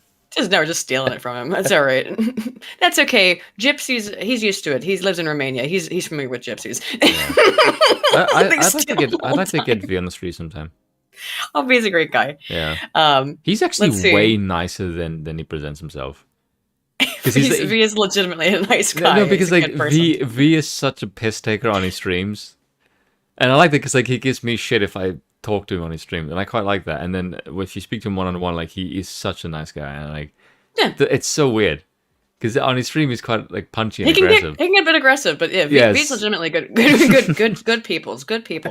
Sir Madhouse for 5 says, "Have you ever read the full letter of Tolkien's political beliefs? If not, I can link it in chat." I have not. I think that Give what me you're one talking second. about. I'm sure we can find. You probably have. You're a big Tolkien fan, are you not?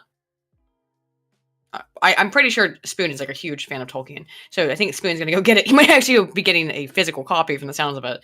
Big Chris for 5 says these rag shows are totally normal, and only a bigot would think differently. Remember, kids, vote blue no matter who, even if you're dead. Well, thanks, Big Chris. That is a very YouTube correct opinion to have. Thank you, Susan, our gracious overlord, and thank the Democratic Party. And I can't do it. I wish if HB was still here, he could go full soft gentleman on that one. Sorry. Kizza for another £5 says, Aiden Spoon, HB, please stop calling these people conservatives. I know, Kizza. It's a habit, right? They're progressives, such in the past. They're not traditionalists. Remember that. Yep. You are correct. That's a matter of habit for me. Mojic 420, I read that before. Is it the upstairs African American?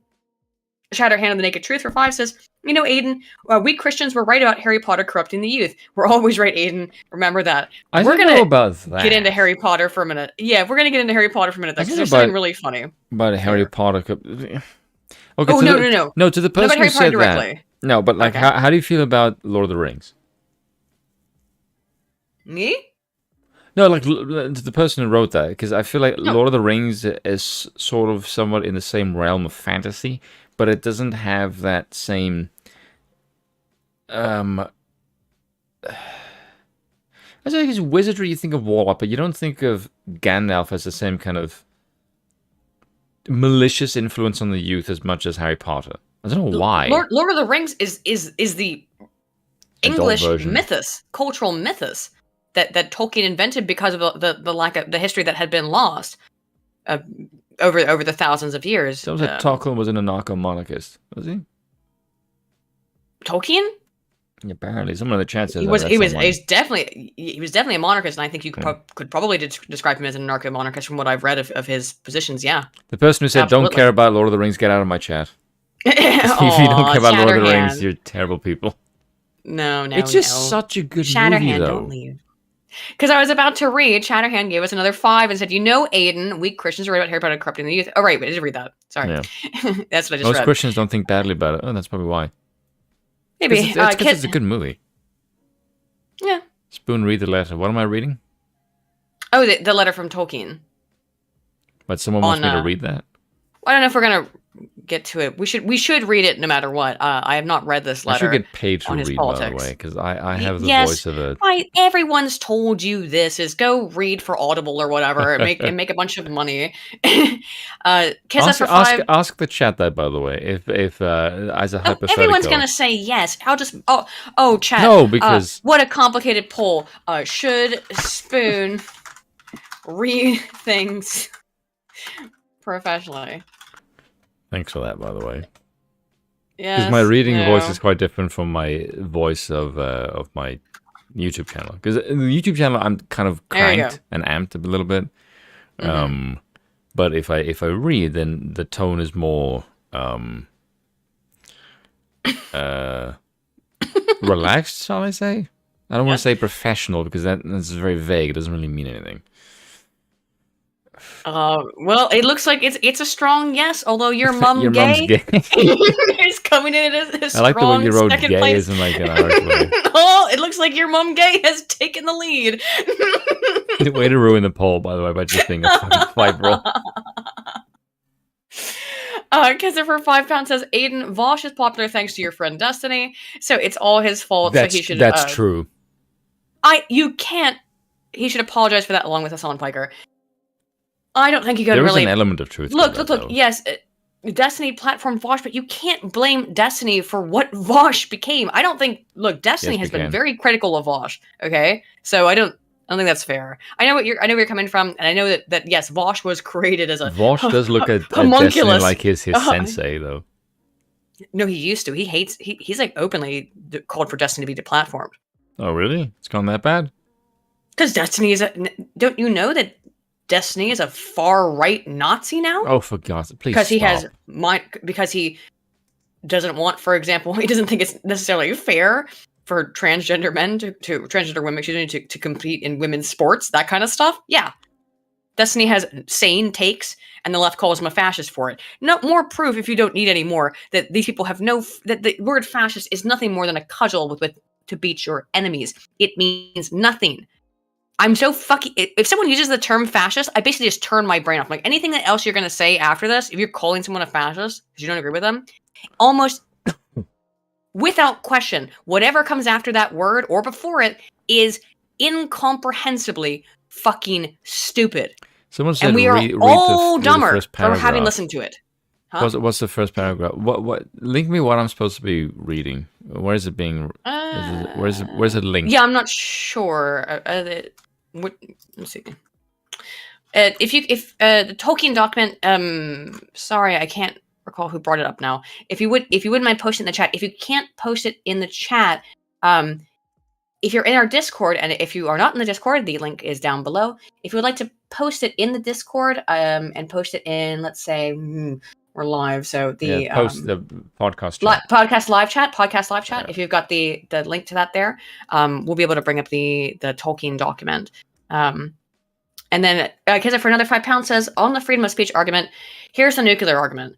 All of those not in favor get their mouths sewn shut. # change my mind. Based, but you know. I mean, it was certainly solved the that's kind of my argument for the communists. Yeah. Yeah.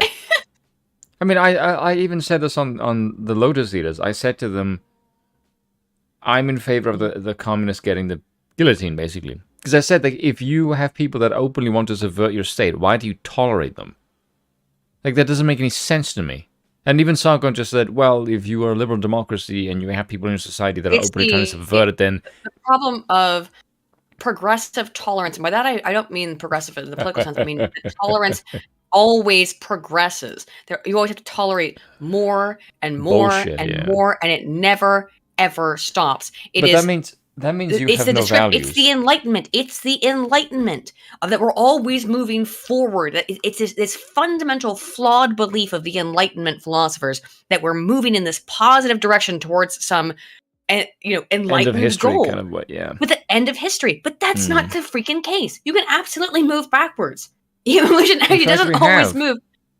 Evolution, by the way, doesn't always move in a result that is the best being for survival overall. It might be very well adapted to I tweeted the link to you. Okay, thank you. I'll check that out in 1 second. Thank you, Sir House, for the 5. Yeah. I'll find that. But you have species that have gone extinct because they become very, very highly adapted to a certain thing, and then die. Oh, thank you, House. Just got it. The Letters of Tolkien. Do I have to this read is quite short. Do I have to read it in a wizard voice?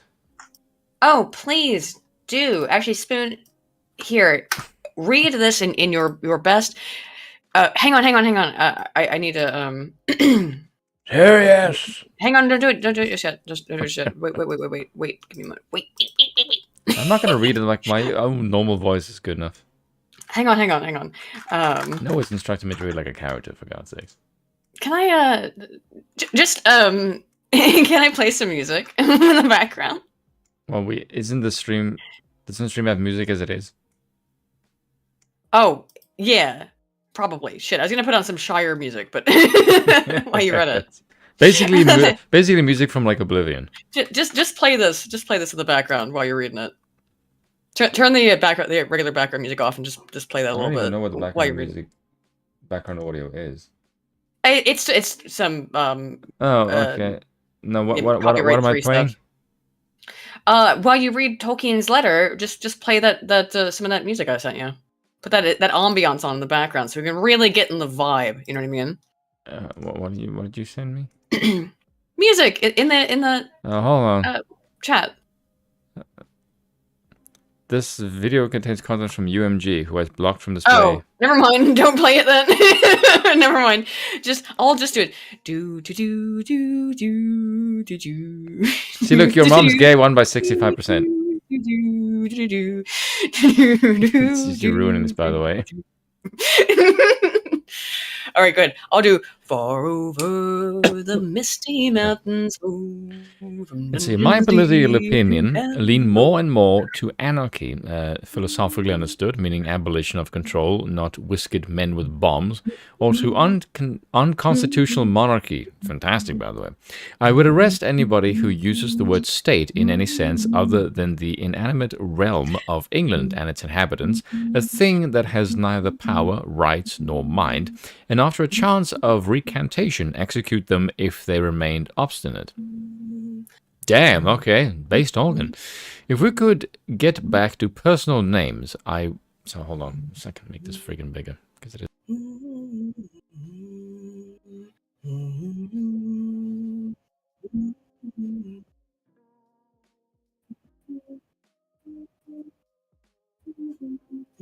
Fucking muted, hold on.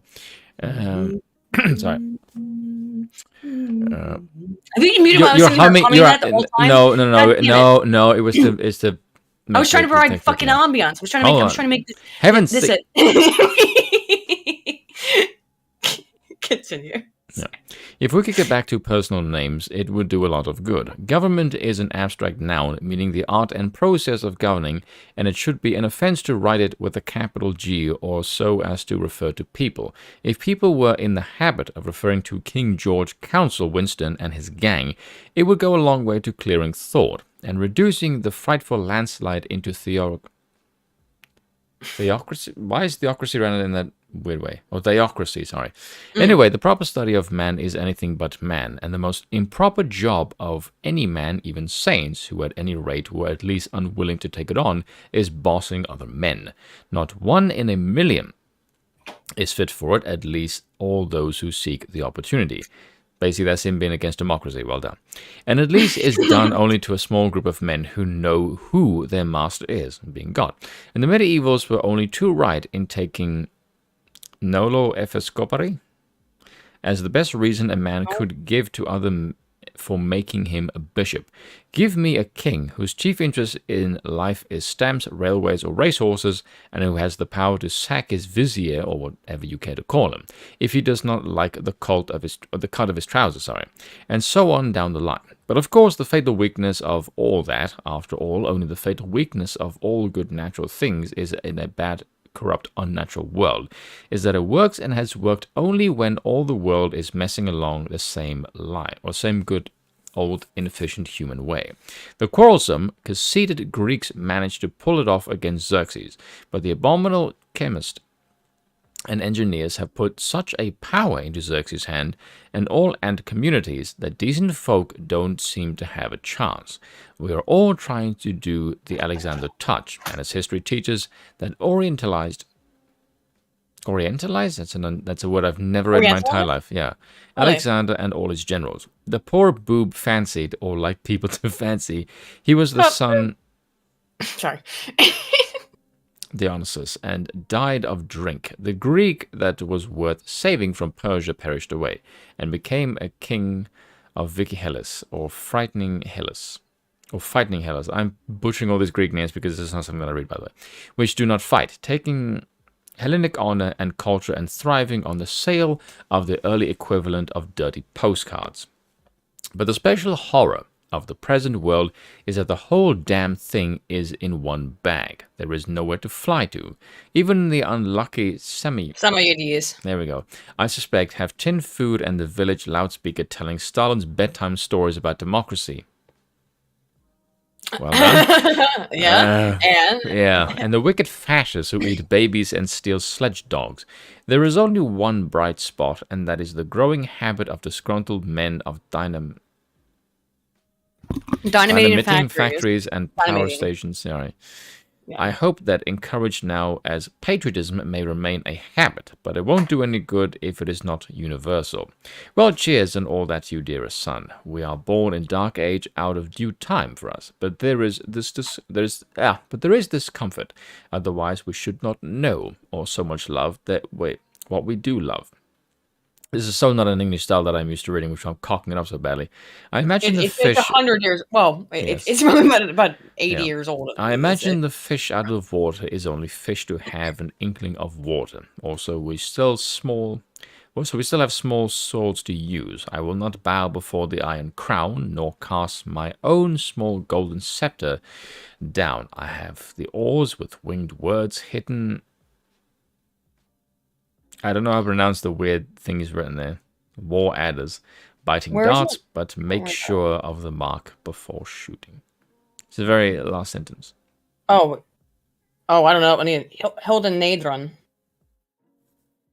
Something like that. Yeah. Also, just to be clear, I looked it up as well, but in the chat, Sir Marhaus said, Nolimi Episcopari is what a bishop must say before he becomes a bishop, meaning I do not wish to be bishop. Tolkien is saying only those who don't want power should have it, which is exactly our argument for against democracy, is that people who want power probably should not have it, right? You know? Yes.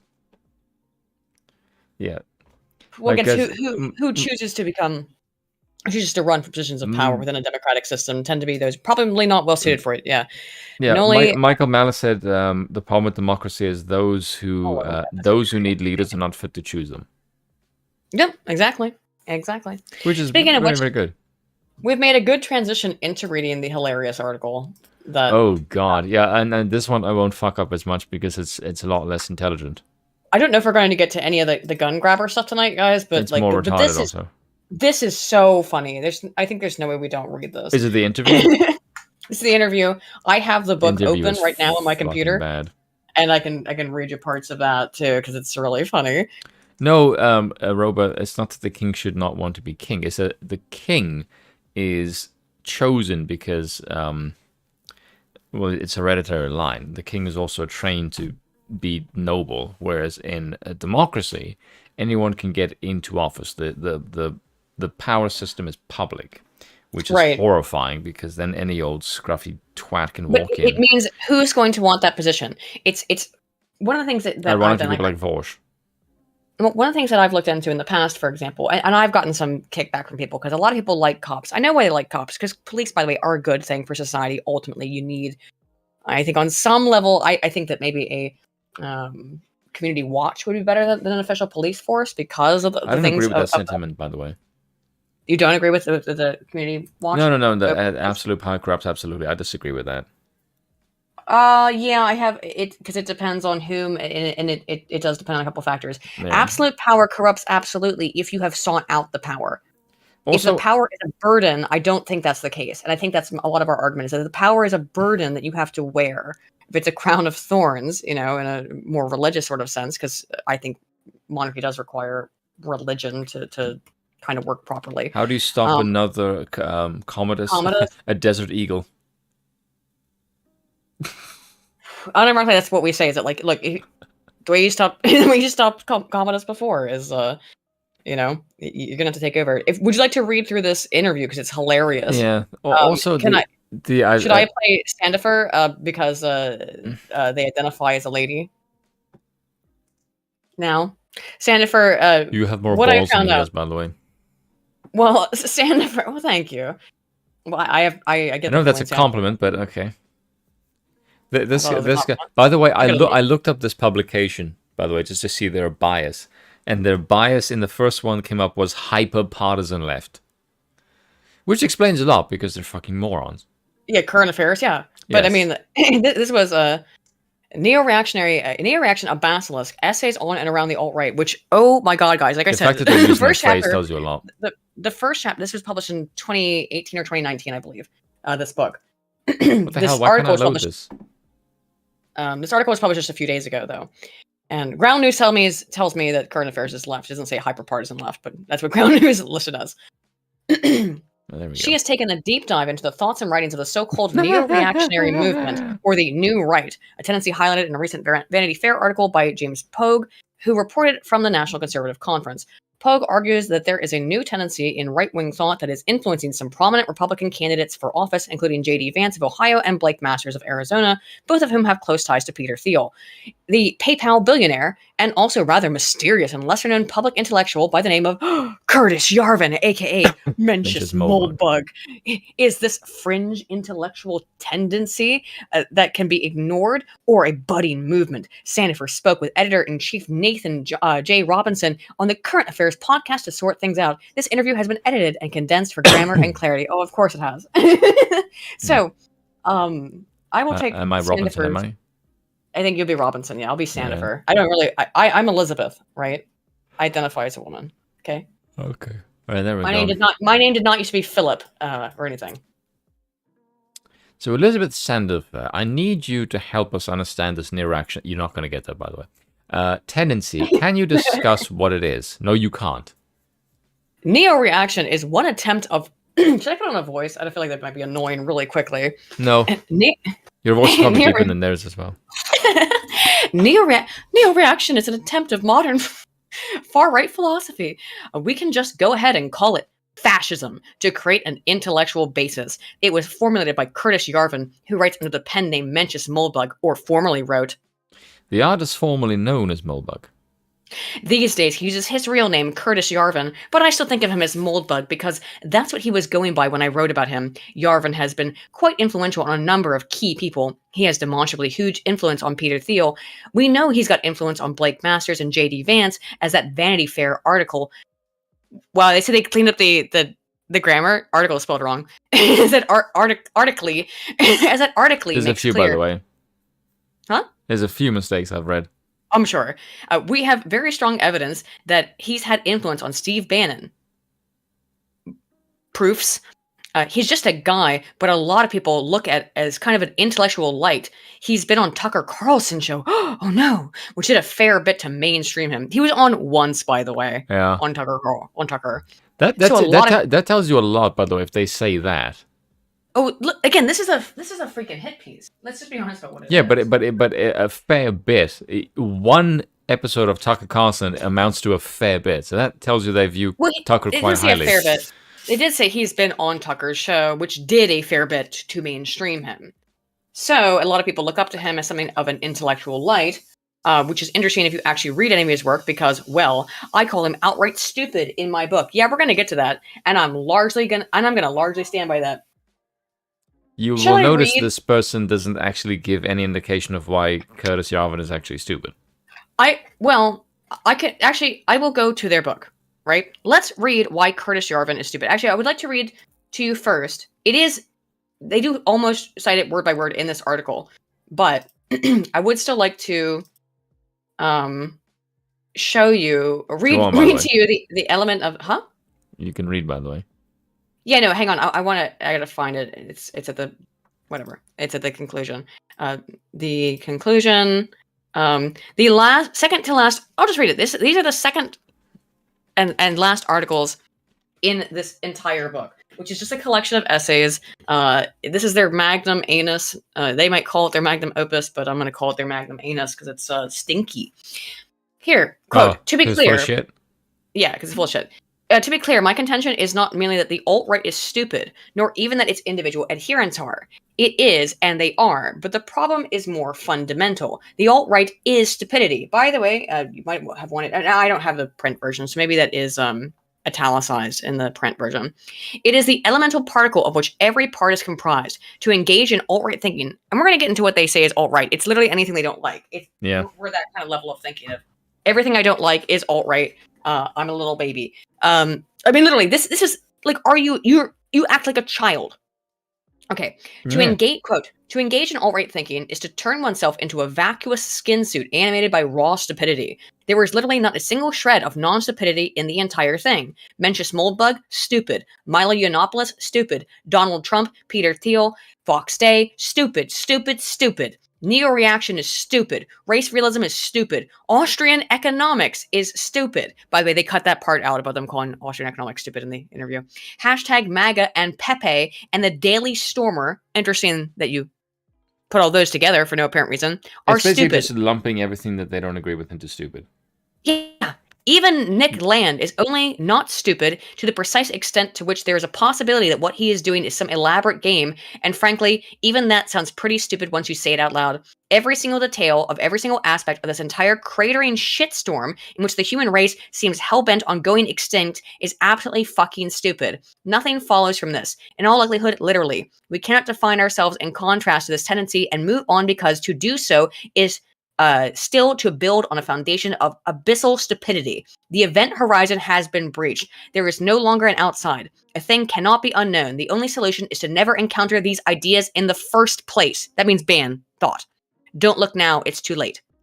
Ban thinking about something. By the way, That's what this person just said. I have no reason I have no reason to think anything that Moldbug has said is actually stupid because I have no idea what he actually stands for based on this. They just said that he's dumb. What do you say that's stupid? That's it. There's no intellectual analysis here. This is just insulting your opponent. Yeah, I'll read their opinions. Which is typical leftist thinking.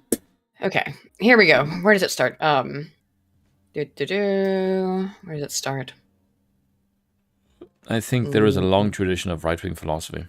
I'll read a little bit of this. We don't have to. This is the book. It's from the book. Where's she? This is the interview. Oof, I did it. No, I'm reading from the book. Just for a little bit to get. Well, I don't know. Would you rather read the interview or read from the book? They're both insane. Like the book is unhinged. By the way.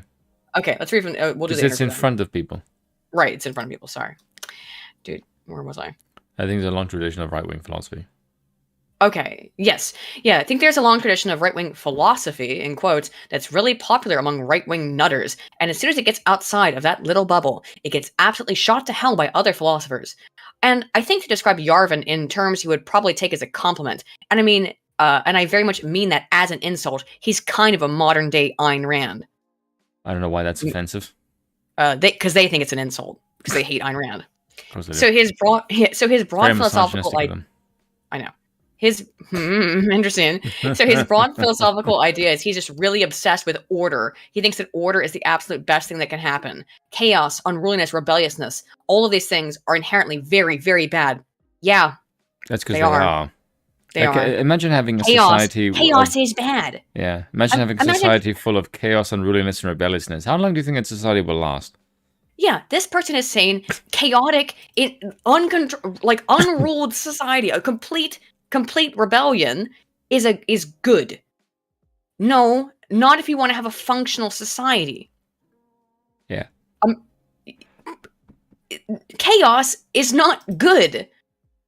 And so this Leviathan motherfucker literally has a picture of Leviathan, by the way, when they covered their book, because they believe chaos is good. They want society to be in chaos. They want society to be And they also Leviathan. want the Leviathan, which is very unusual, but okay. Well, Leviathan has been representative of chaos. No, but it's the size.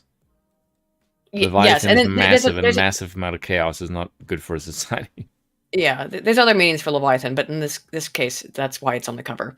And so his beliefs, as he's often expressed back in his Moldbug days, and he's not really backed down off it in any substantive way, Good. is that basically California should secede, become its own nation, and simply impose a CEO with monarchic godlike powers. Based.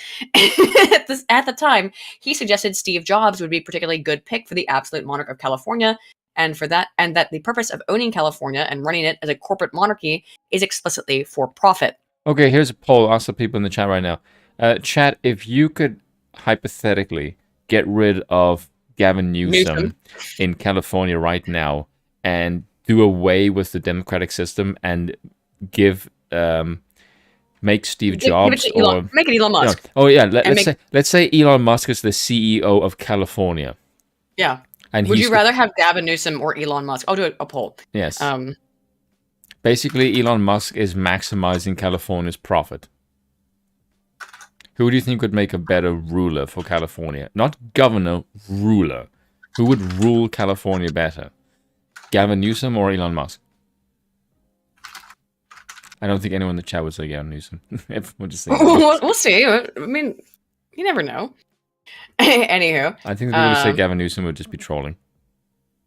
It's your line now, Robinson's son. King Elon. We're looking pretty hard on King Elon so far, but it's your line, I believe. Let's see. No, it isn't. Yeah, it's Robinson. The philosophy here is explicit. Monarchist, right? He openly believes that one person should have almost absolute power. Based. Sandifer. The person should be accountable to a board of directors, perhaps. Again, no, he explicitly says to have board of directors. You're talking about more about Kuna Lenin describes, not what Moldbug describes. Moldbug says they should have board of directors, though. Yeah, who directed and would be able, and it's that same thing. It's that kind of check and balance on it, right? But they're still invested from a financial perspective, from not so much from a political one, but no more than that. And the board of directors should be able to fire him and replace him with a new absolute monarch is what you meant, if they feel the need. Yeah. What's the problem? How is this dictatorial? How is this fascistic if they can fire him? How is that different from democracy in that way?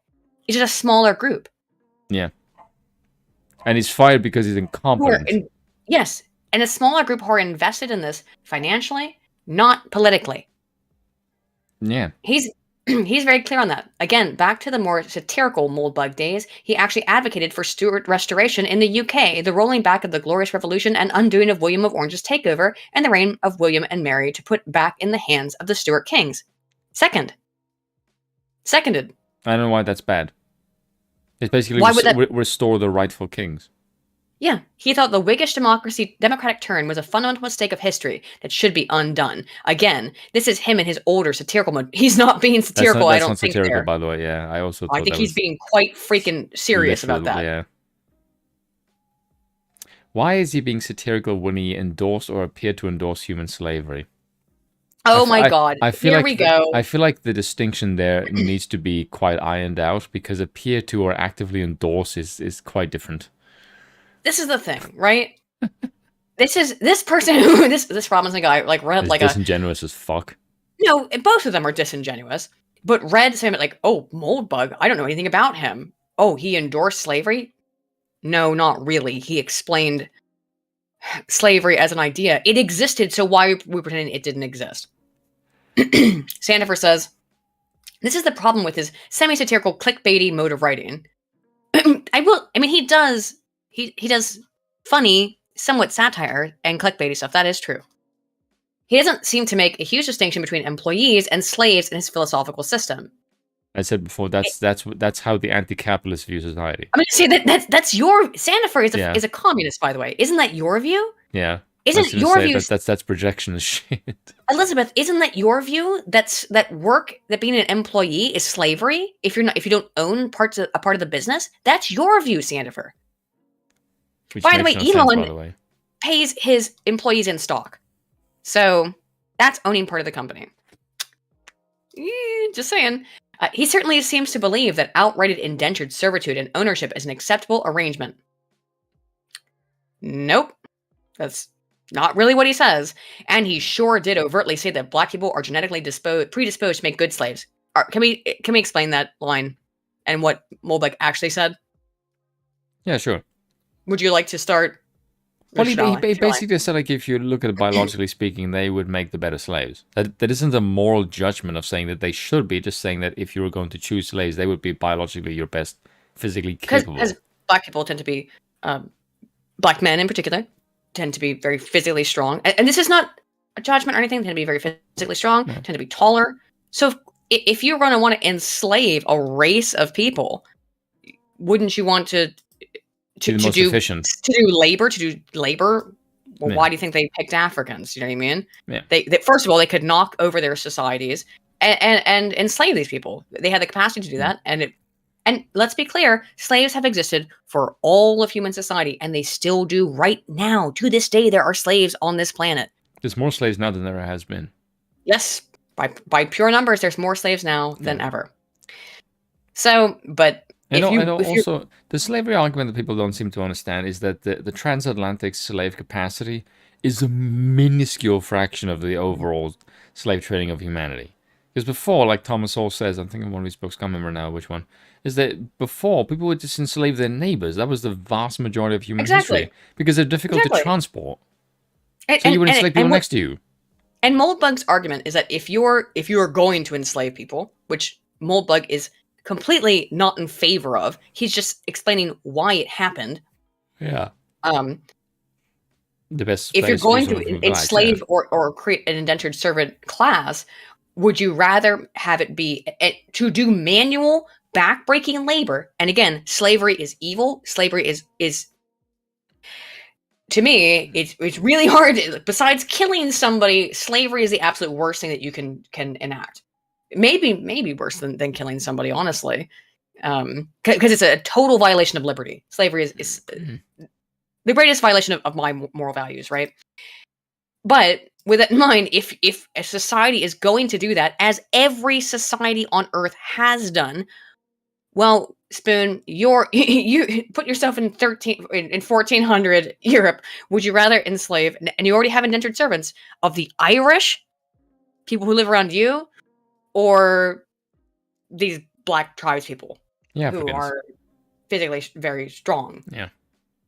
And not all of them, of course, because we're talking about generalizations. But if you're 14th, 15th, 16th century, slave trader, and you're already doing slavery as everyone else on the world is doing, this doesn't excuse it. It's just, again, it still happens. You're going to want to pick the most valuable, in their perspective, laborer. Yeah. And they would see this as Africans. Which is going to be them, yeah. Was he perhaps being satirical? No, Sandifer. And if you read actually what he says, he explains exactly what we just explained. Yeah. But you seemingly have a It's not moral advocacy of the learning idea. deficiency here. Yeah. No, of course he's not advocating for it. I guess my response to that is, do you really care if he's being satirical when he says black people are genetically predisposed to making good slaves? That's not what he said. Personally, I don't. That's not what he said. You are totally misrepresenting him. You dumb three. Go ahead. No, Kizza says, no, Aiden, enslaving communists is perfectly righteous, and they're not people, and they're lower than cattle. Change my mind. Well, That's thanks, kind of Kizza, offensive to cattle. Cattle are less destructive. And cattle provide something. They do destroy farmland. They eat up fields and stuff, and they do. That cow fart thing is a meme, but it does actually contribute to the CO2. Most of their CO2 output isn't through farting. I know it's that the farting part's a meme, but yeah. it's burping actually. Burping, yeah. Anywho, you were lying, I believe. Someone said, make them common, turn the corpses into field, make them for the collective use. Yeah, that has actually been a suggested idea, that all people who starve, you should turn the corpse into compost. This is so evil. Like, don't say nasty things like that. Come on, guys. No, that was a... I know, it's a rat GTA. king. Oh, is it really? Yeah, one of the people said that you should turn the corpses of people into crops, like compost for crops. Fucking disavow. Come on now. It's GTA, for God's sakes. I know. Still disavow. Disavow in real life. For God's sakes, and GTA said they're trying to legalize cocaine. Try to look. One of the reasons I advocate for monarchy is maximization of liberty, and why do I advocate for maximization of liberty is minimalization of harm. I think that the way you minimize harm is by maximizing liberty, because if everybody has a gun and can protect their own property and is looking out for number one and can defend number one themselves and their property and their family, I think that you're going to see far less violence, and I think you're going to, well, you can look at historical data on that, by the way. How has that been turning out for the U.S.? How our great democratic system, violent crime has been a consistent upward spiral for decades and decades and decades. Especially in democratic cities. Great. Yep. That has more gun control than any other places in the entire country. Yep. Let everyone have a gun. Yeah, what does that tell you? Keep your rifle by your side. Also, just by the way, this doesn't make any sense. People... where he says, I guess my response to that is, do you really care if he's being satirical when he says black people are genetically predisposed to making good slaves? That tells me that this person cannot make the distinction between satire and just human speech. This person who's written a book on Moldbug, I don't think has actually... I don't think can understand him. I don't think is actually intellectually capable of understanding his writing. Well, Moldbug's writing is quite verbose. But it's also really funny and easy to read. You just have to read it a couple times. Yeah. That's the thing. In my opinion. It's not the easiest thing to read, I will say that. But it's fun. He's a fun writer. Yeah, it's fun to read. You just kind of got to read it a couple times to really understand what he's saying. Yeah. Anyway, I think it's your line, Robinson. You see, I'm torn as to how valuable it is to go into the philosophy. Yeah, I can't read philosophy because, as you say, it is in many ways extremely stupid. There's that word again. Is this all you can say? It's stupid? Yeah. I feel like it's that Dexter's Lab episode with Omelette du Fromage. It's all you can say. It's all you can say. Oh, not a compelling argument. Calling someone stupid over and over again. It's not an argument. Yeah. It just makes you look quite dense. In the words of Stefan Molly meme, not an argument. Literally not an argument. No. I'd like to get him on the podcast. That'd be fun. Look at Robinson's next line there, by the way. This guy's a Substack, and it is to me unreadable. For God's sake. Yeah, because you didn't bother to read it. I've read Molbug's books. I don't find Molbug's books unreadable. I actually find them quite entertaining and thought-provoking. I actually find Molbug's content quite accessible. I think that the most accessible writer is again going to be Kunal Lennon. He's writing. And James Burnham. James Burnham is also very accessible. If you want to get into this monarchy stuff, James Burnham, the Machiavellians, Belloc and some of the other people, it might be more difficult to read. But Moldbug is dense but funny. It's entertaining. Yeah. Kunat Lenin is Hopper is, astonishingly easy to read. yeah, Hopper is easy. he's quite dry though. The He's more problem with Hopper is, theoretical. he's very, Yeah. very dry, so Hopper can be extremely boring to read if you're trying to get into Hopper. Yeah. I think that's why people like pull out like the 3 lines where he talks about physical removal, and they're like, oh look, he wants to kill people. It's like, did you read So do you if you want to look at everything criminals. else? Did you read everything else he wrote before that so you could put it into context? Oh no? No. Oh, you controlled F physical remove? Okay, well, we're not having an intellectually honest conversation here now, are we? No. He is frighteningly verbose. I've heard people say he's a good writer. I don't see it at all. Can you read, Yeah. Elizabeth? Oh my god, I'm actually I've never wondering if you read can. anything worse. Like, yes, you have.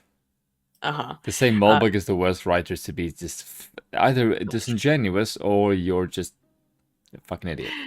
Like I wouldn't call us fanboys of Moldbug, but I would say that he has been extremely influential in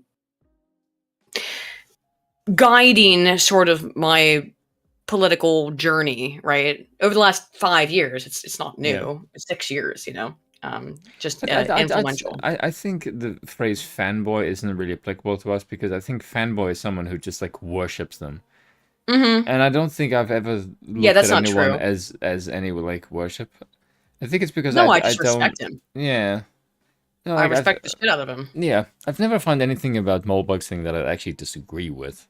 Maybe it is the fact that he doesn't see religion as a necessity in his monarchical view, and I think that's maybe a bit of a mistake. Nope, I did. See, Spoon, I used to not agree with that one years ago, but now I think he's right about that.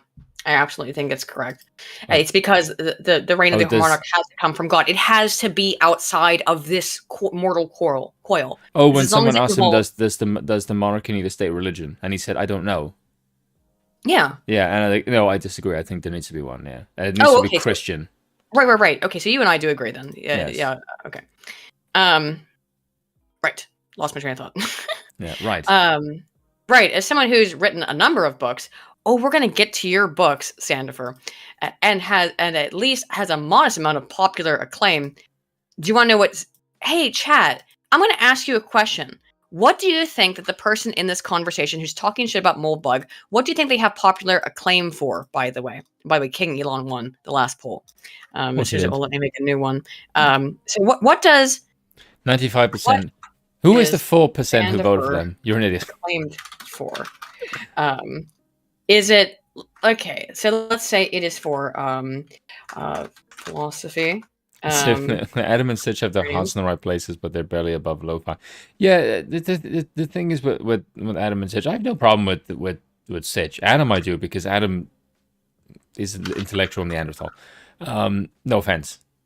But like his ideas are just very, very basic. I mean, like if someone says like a monarchy is the same as a fascistic regime, I'm like, I'm not going to take you seriously when it comes to government, because that's just an absurdly stupid thing to say. I have asked the chat a question. What is Sandifer acclaimed for? Is it philosophy, science, fan fiction, or politics? How about the inability to produce children? How about actually answer that question? And what you... Sandifer says, much popular acclaim. Much popular acclaim. I just chose to not address that. Inasmuch, I am an expert on prose writing. His prose is absolutely unreadable. It's shit. I'm allowed to swear here, right? Yes. Apparently. It's complete festering dog shit. This is the way this person writes in their book, by the way. They just curse, and this is the way they write. This is from a verbal interview. And by the way, I curse. We're cursing here, you know. This is not absolutely like high art or whatever, high philosophy. Fuck you. We are talking about high philosophical concepts often, but their whole book. Look, when I'm talking off the cuff extemporaneously, oftentimes, and this is not just me, but people who a lot of times you use, curse words as a way of verbal filler, emphasis and verbal filler. So yeah. Well, I don't fucking do that. When you're speaking extemporaneously, you don't. Yeah, you do. It's horrible. It is verbose. Why is it horrible? It makes a painful lack of effort to try to get the point on the occasion when it actually makes a point. aka you're not intellectually capable of reading it. That's what you just said. His argumentation aspires to shoddiness because that would at least imply there's a degree of construction there. It's absolutely awful. I take it apart in some meticulous detail in Neo-Reaction of Basilisk. No, you don't. I have that book open, guys, right now, because in that book, I thought it was important to pay as much intellectual respect as I could before I took it out back and shot it. No, you didn't. There's no respect. It's just, it's You almost just called all them ad stupid hom. over and over again. It's just, It's yeah. complete ad hom. But it was not hard to argue against and find the flaws. You're really playing on easy mode there. Just, that level of arrogance will be your undoing. You just admitted that you're not capable of understanding Moldbug's writings. Yes. You admitted to this, that you can't understand what he's saying. Oh, look You at don't this. understand it. Your book does a public service. I just cringe reading that. Yeah, People understand. don't have to comb through thousands of pages to try to understand things you've read. You've laid it out, yes, because you just call everyone stupid, so it's very easy to lay that out. What the hell is this? Comb through 1,000 pages to understand things you've read. Why don't they go read them and try to understand them? Your book's pointless.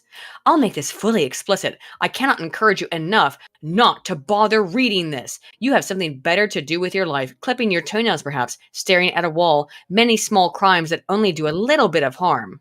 That's an unusually weird thing to say. Do crimes, avoid reading him. Literally, almost anything you can think of to do right now is a better idea than reading Curtis Yarvin. You know what that sounds like to me, friends? Somebody's That sounds scared. like they are terrified of the idea of you reading Curtis Yarvin's writings. That sounds like they are shaking in their stylish little boots. Read Moldbug's writing, by the way. His writing is very fun. Read Moldbug. Yes. Read, Read Moldbug and become a monarchist. Sir Matt Hosser 5 says, I'm drunk right now. Hey, congrats, man. So I'll shoot my shot. I study medieval literature in university. If you guys want to ever talk about medieval romantic views of monarchy. Yeah. Hell yes. Hell yeah. If you'd like to hit me up on Discord, or I got your yeah.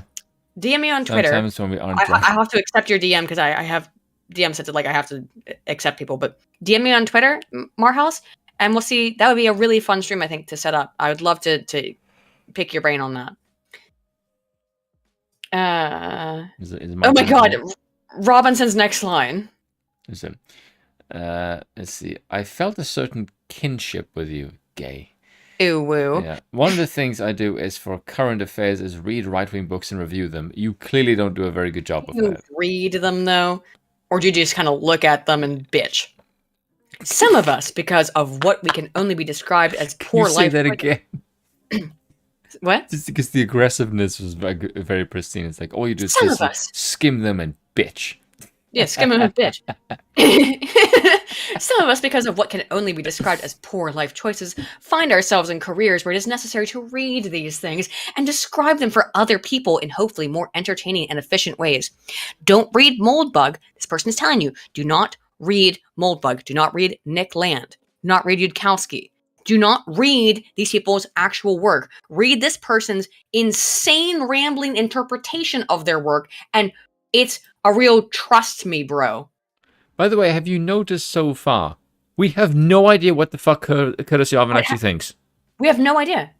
We have None. Yeah, do you guys in the chat know? What does Curtis Yarvin think? By the way, I'd like to give you guys in the chat a round of applause. What is Sandifer known for? Well, my friends, I will let you know what Sandifer is known for if my computer will not freeze for a fucking second here. Dog shit, bullshit, and bad writing. Hang on. Yes, but here's what Sandifer is known for. I will read you the About the Author page, okay? The About the Author page. Philip Sandifer, Elizabeth now, pause for effect, is a writer and druid who lives in... and, you can't. This is why I wanted... Guys, this is why we wanted to read this. If you've been bored up until now, do you see why I wanted to read this? This is the person who is epically destroying our stupid monarchic ideas. Fucking wrecked, owned. It gets better. Who lives in Ithaca, New York. Druid. He is the author of Guided by the Beauty of Their Weapons about fascism and science fiction. the TARDIS Eruditorium, A Sprawling History of Doctor Who, and The Last War in Albion, an even more sprawling history of the British comic book industry. He's describing the kind of weird rap battle that went back and forth between Alan Moore and Grant Morrison. That's what this person is known for. They write about Doctor Who. They're a druid who writes about Doctor Who and comic books.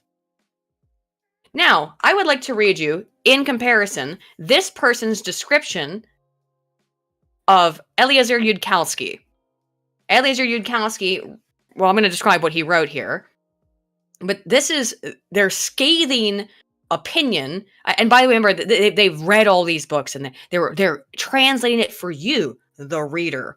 So that you, ignorant plebeian, can understand. Do you want to read them? Don't read them. Don't read. Don't. Do not go read. How Eliezer dare you Yudkowsky, think for yourself? Don't read.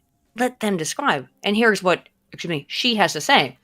His other magnum opus is an epic Harry Potter fan fiction entitled Harry Potter and the Methods of Rationality.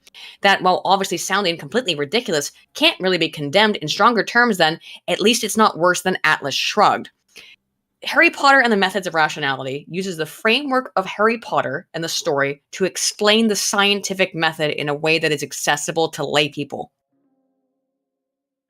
It is a fan fiction in that much, but this is Harry Potter and the Methods of Rationality is a free to read book by Eliezer Yudkowsky that explains scientific methodology.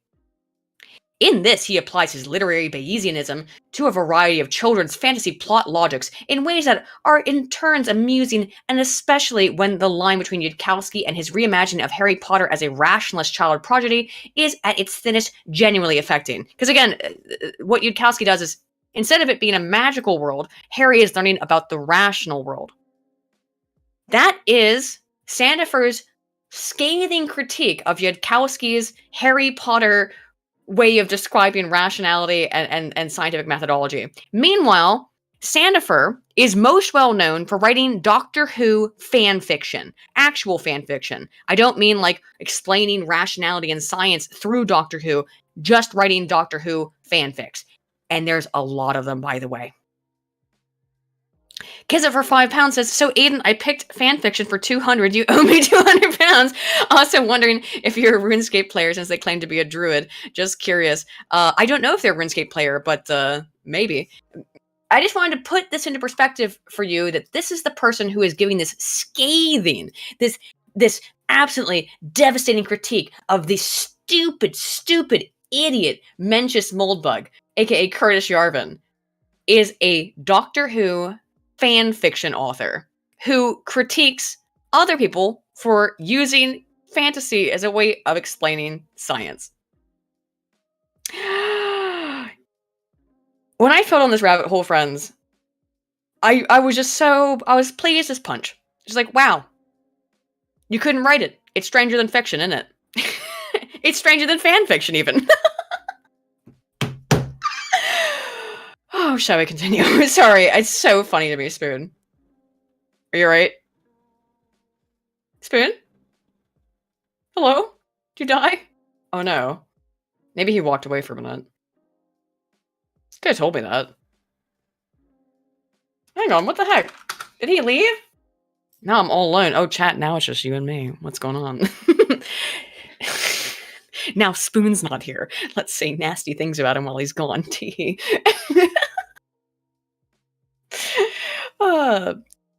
I don't know. Like, how do you insult a spoon? You're very sharp. You're not dull enough. Not rounded edges.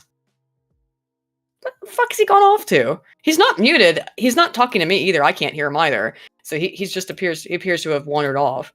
Probably went to the water closet, but still. Could have told me. I think he thought I was going on a rant. But now, again, guys, he's not here. Let's talk shit. Let's talk some shit. Did OBS crash? I don't think so. No, I think stream's still going. I think he just walked away. Oh, he's all tarnished. Oh, I see. Not a very shiny spoon, you're saying. Oh, wow. His mother was a spork. Oh my gosh. Oh, that's scandalous.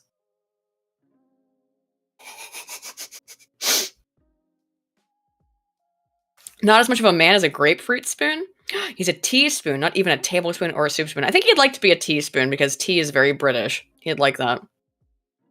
He's a fork who identifies as a spoon. Steve Woodman sees Manzi. Am I still bi or have I woken up, Rat King? Well, I'm married, so it's kind of the question sort of over and answered, isn't it? But yeah, I find women attractive. Curse you, bisexuality! Oh, he's a ladle. Oh, interesting. Really, I don't know. Does he know he's not here? He has to have gone to the bathroom and not have said anything. I can't continue reading the thread without him. I need him to be the voice of Robinson. That's terrible. I guess I'll read Robinson's line here for a moment while we're waiting. Unless you want to keep talking shit, guys. We can keep mixed race spork.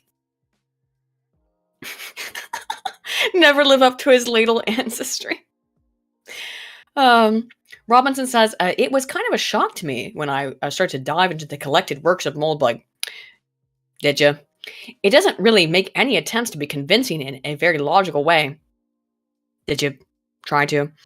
I mean, let's say you were to try to persuade me that that's a good idea to have a dictator. Not when you are, well, he does say dictator in some points, but he explains that it's more like a CEO. And this is a misreading and misinterpretation of Moldbug's work, which is what he believes. He believes that we should have a dictator. He says CEO. He believes in hierarchy. Yeah, hierarchy's good. Hierarchy is the natural state of society. Hierarchy is the natural state of the family unit. The family unit is a hierarchy. Parent-child. Human society is built around hierarchy. Should the child run things? Again, I was talking to these anarchists last night, and a lot of people there, and I find them quite intellectually stimulating. But a lot of them were saying, like, oh, no, the child should be able to run the family because, any idea of hierarchy is inherently a violation of liberty. And I'm like, I don't know about that. I'm being probably oversimplistic of their arguments. They were more verbose and clearer than that. But the basic structure of human society is hierarchy, right? I sure hope Spoon comes back. I'm getting concerned. He believes in abolishing democracy and elections and the participation of the governed in governance. Yep, me too. If you were to try and convince me of those incredibly radical propositions that instinctively horrify me, you would have a pretty high burden. Do you explain why he's in favor of abolishing democracy and elections and participation? No. You use the word dictator, and then you say he's not in favor of democracy. You're conflating it with fascism. This is intentional. This is a smear piece. As the case, yes. Oh, welcome back. Were you muted the whole time? You were here? No, go on. Were you away? Yeah, were you here? The whole time? Yeah, you were listening, rambling on. Go on. I wasn't rambling on reading the piece. I read your parts. You prayer. I swear to God. It's kind of shocking to me. He doesn't even really seem to make much of an attempt to show why this would be horrifying and dystopian. Now I'm mad at you. How dare you? How dare you? Go on. Oh, thanks, Sir Marhouse. Oh, now I have to read the next one. You got to read the one after, though.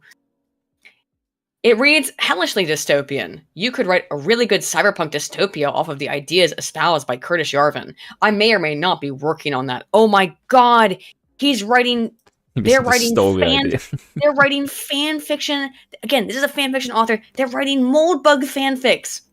I'm all scared. Yeah, it's not really fanfic. It's more like I want to take his ideas and extrapolate the absolute worst part of it. Yeah, exactly. Or they think would go wrong. Right. There's a passage in his Mencius Moldbug days where he very ardently and passionately describes basically the entire Whiggish movement.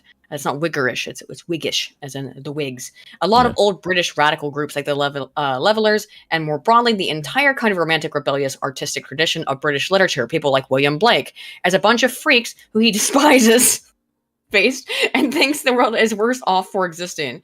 I am someone who is very passionate about William Blake in particular. A lot of these people he dismisses as evil freaks. By the way, you have to understand why he's saying this, but there's nothing polite here. I look to as role models. I have a very, very strong and basic disagreement with Yarvin / Moldbug. I'm going to be doing this with his name. The whole podcast, I apologize. Oh, in terms of vacillating. Go ahead. Hold on a second. We're supposed to be going back and forth. No. First off, Arden in the chat just said I'm on coke. First of all, Jack Sparrow was never on coke. He just drank rum. Well, Johnny Depp. No, Jack Sparrow was never. I didn't say Johnny. Johnny may have done some things. Because for £5, he wishes he was a wooden spoon so he can beat Africans relentlessly like their mothers do on a daily basis. Oof. They don't, by the way. You didn't deny it. That's because they can't afford a wooden spoon. I have very, very strong and basic disagreements with Yavin and Molbug. I'm going to do this with his name the whole podcast. I apologize. Fucking hell. No, Robinson. I'm just finding that absurd. If you attach the name Molbug to himself once, he has to live with that for his life. Okay, and that's fine. I'm not going to participate in this project to mainstream him by calling him Curtis Yavin, except you just don't say his name. He's like Voldemort. If you, the Prince of Darkness will come if you say the name. Shh, Curtis Yarvin. Yeah. I have some very basic, strong philosophical differences with him on a very fundamental aesthetic, almost primal levels. I looked at his work and I'm very viscerally repulsed. I read his Ideal Society and see what it sounds like to me, like a description of hell. It doesn't, by the way. I've read his society and I didn't read this and think, oh, this is hell. It's like, this is very organized. It's hell to them because they're not in charge. That's what it's hell for Sandifer to not be in charge of society is hell for them because they're an authoritarian dick. That's why, in my opinion, Sandifer is an authoritarian, and I can say that from having read most of. How many have I read? I've read almost all the chapters. There are some that were really boring. I read Near-Reaction of Basilisk, The Blind All-Seeing Eye of Gamergate, the Feces on a President, Lizard People, what was it called? Lizard People, Dear Republicans, something or other. This sounds like books they think Alex Jones would write. They are. Lizard People, Dear Reader, that's about Alex Jones mostly. Then My Vagina is Haunted, a note on TERFs. And then, by the way, at least they actually have a vagina, it's functional. I have to make a note about the My Vagina is Haunted, a note on TERFs. So when this person wrote this book, their name was Philip Sandifer. Their name is now Elizabeth. If you go to the chapter from the original document, My Vagina is Haunted, a note on TERFs, I forget what it's called, the attribution, or what's it? Thanks, at the start of the chapter says, for Elizabeth. Their name is now Elizabeth Sandifer. I don't know what that means. Just throwing it out there. And no, I'm sorry. I'm sorry for dead naming you. You, by the way, your book as published on Amazon still has your, not the Amazon publication, but the PDF still has your dead name in it. Philip. Just saying. And I'm not saying, look, I absolutely respect if someone comes to me and says, hey, this is what I identify as. Can you please not use this name to refer to me? I'll say, sure. If you're a decent person. But if you're an asshole, then I'm not going to, sorry, as a spam bot, then I'm not going to respect you. So if you don't respect me, why would I respect you? That's the thing. This person doesn't respect anybody. They're clearly a fucking asshole. So. It's not very bright. And also, for someone who calls everyone else stupid, that's Dunning-Kruger, right? It's pure Dunning-Kruger. Everyone is so stupid. Everyone but me. Maybe you're stupid. It's very childish. Did you ever think about that one? Did you ever think maybe you're fucking stupid? That's why you can't understand Moldbug? His writing's a little bit too advanced for you? Yeah. Anywho, next line. What's interesting about reading far-right philosophy is that they're very open about their attempt to make a world that would not be worth living in. That's, yeah, okay. Respect of private property rights and hyper-capitalism. Yeah, that sounds like a horrible world.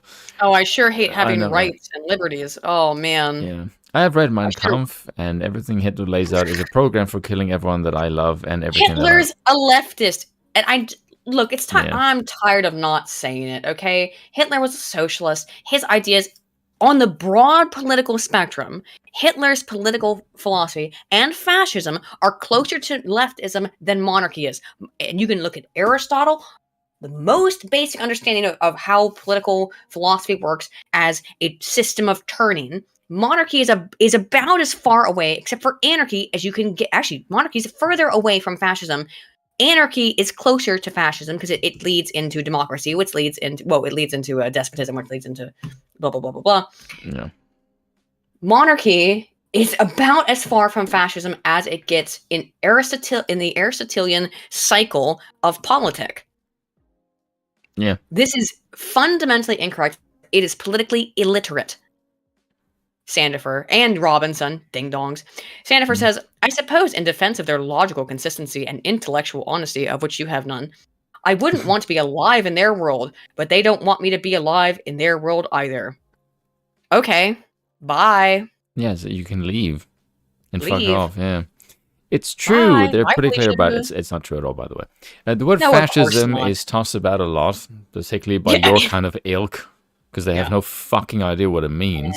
But I think one of the things that is valuable about the works of Yavin is that he's very open about it. No, he isn't, by the way. He really does say it. No, he doesn't. What we need is a dictatorship, and he needs to be pretty absolute. He says what he needs is a CEO. CEO. I hate all of the freaks. So do I. And I believe in a world of order. Okay? So do any sane people. And I'm not going to try to justify why that order is good. Actually, Can you justify why chaos is good? Are you going to make any attempt? No, you're not, because I've read most of this. You're not going to make any attempt to justify why chaos, why disruption, why everything being in flux is good. Order, why you got to explain. You have to define your terms. Explain why. Are you going to explain why chaos is good? Oh no. Yeah. Fuck yourself. Yeah, but I think that I and people like me should be at the top of the social hierarchy, and everyone else should be brutally oppressed. That's not what he says, by the does way. not say that. Yeah, Does not say that. I find it funny. He says that the thing that you should do to California is to install a CEO and profitize it. I don't know if you notice something, but if you run a company for profit, it does behoove your profit margins if everyone else around you isn't fucking poor. It's very difficult to make a profitable company when no one is able to buy your shit. You fucking imbecilic asshole. Yes, if the society if everybody's poor and destitute, the economy is going to be struggling. Yes. You want people to put back into the economy. Yes. Now, I know that this part. Now, remember, Sandifer says dumbass. Austrian economics is stupid. It's not. It's a by the way. very intellectual critique of Austrian economics, and really erudite and thought-provoking. Austrian economics is stupid. Quote, Elizabeth Sandifer. Wow. Claps all around. Yeah. Speaking of which, he's not a venture capitalist billionaire or anything, but I think he really likes people like Peter Thiel and Elon Musk. I think people like Thiel and Musk should be running the world. So do we. Yeah, we do too. Who would you rather have, Elon Musk or Gavin Newsom? Just saying. There's something of a cult around these people, and Yarvin believes in it wholeheartedly. So do Yarvin I. absolutely believes that people who are good at making money are probably good at everything else. No, he thinks they're good at running a business. Yeah, which is how you should run a country, like a business. How did Because Trump they are do that? demonstrably good. Well, Trump ran the country like a business to a certain degree. That was sort of what he ran on, and it's why people wanted him. I think he ran it like a person with a massive ego. Yeah, And but he did one well, of the reasons, actually. and one of the reasons people like Trump so much is because, he ran it like a freaking business. Well, he promised to. It didn't. That's not Yeah, good. Whether or do not it he the best cheated. with the framework. I think Right, if but Trump would smash the living shit out of much of government because he sees it as an expensive waste. It is expensive waste. Yeah, It's of course. bloated, and it causes. If it was a company, you'd cut that chaff. But Yeah, like I told you before. Kizza for £5 says anyone who says Hitler wasn't left wing should be reminded that he wanted to go to art school, was a vegan, riddled with small dick energy, leftist confirmed. And he also did Yeah. copious amounts of drugs. Yes, he did. He was disingenuous and lied. He said that Yep. he's pure and clean, and meanwhile he was doped to the fucking gills on meth on like a daily basis. Yeah. And that's not a joke. He literally was. Yeah, literally. Yeah, your turn, Robinson. So the way we've talked about it so far makes it seem like it could appeal to almost nobody who wasn't extremely rich themselves. Yes, because Are you extremely rich, June? Yes, I'm loaded. I actually have multiple millions of dollars. Chat. I mean, like, we've got 90 people listening for a small, pretty new channel. Are any of y'all rich? And if you know anything about Mencius Moldbug or Curtis Yarvin, does it anything that we've talked about require money? The things that we've actually explained, not their very seemingly precise inability or lack of desire to actually say what he thinks about anything. It's pretty ironic because the people who follow leftist ideology are all fucking minted. That's Yeah, they're all minted, right? yeah. You're Hassan Piker. Oh, it's only a $2 million mansion.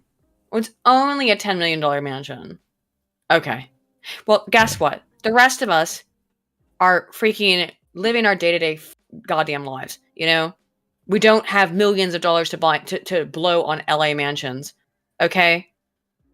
We're regular ass working class people. Now, why are regular working class people supporting or at least supportive of or at least interested in the idea of monarchy?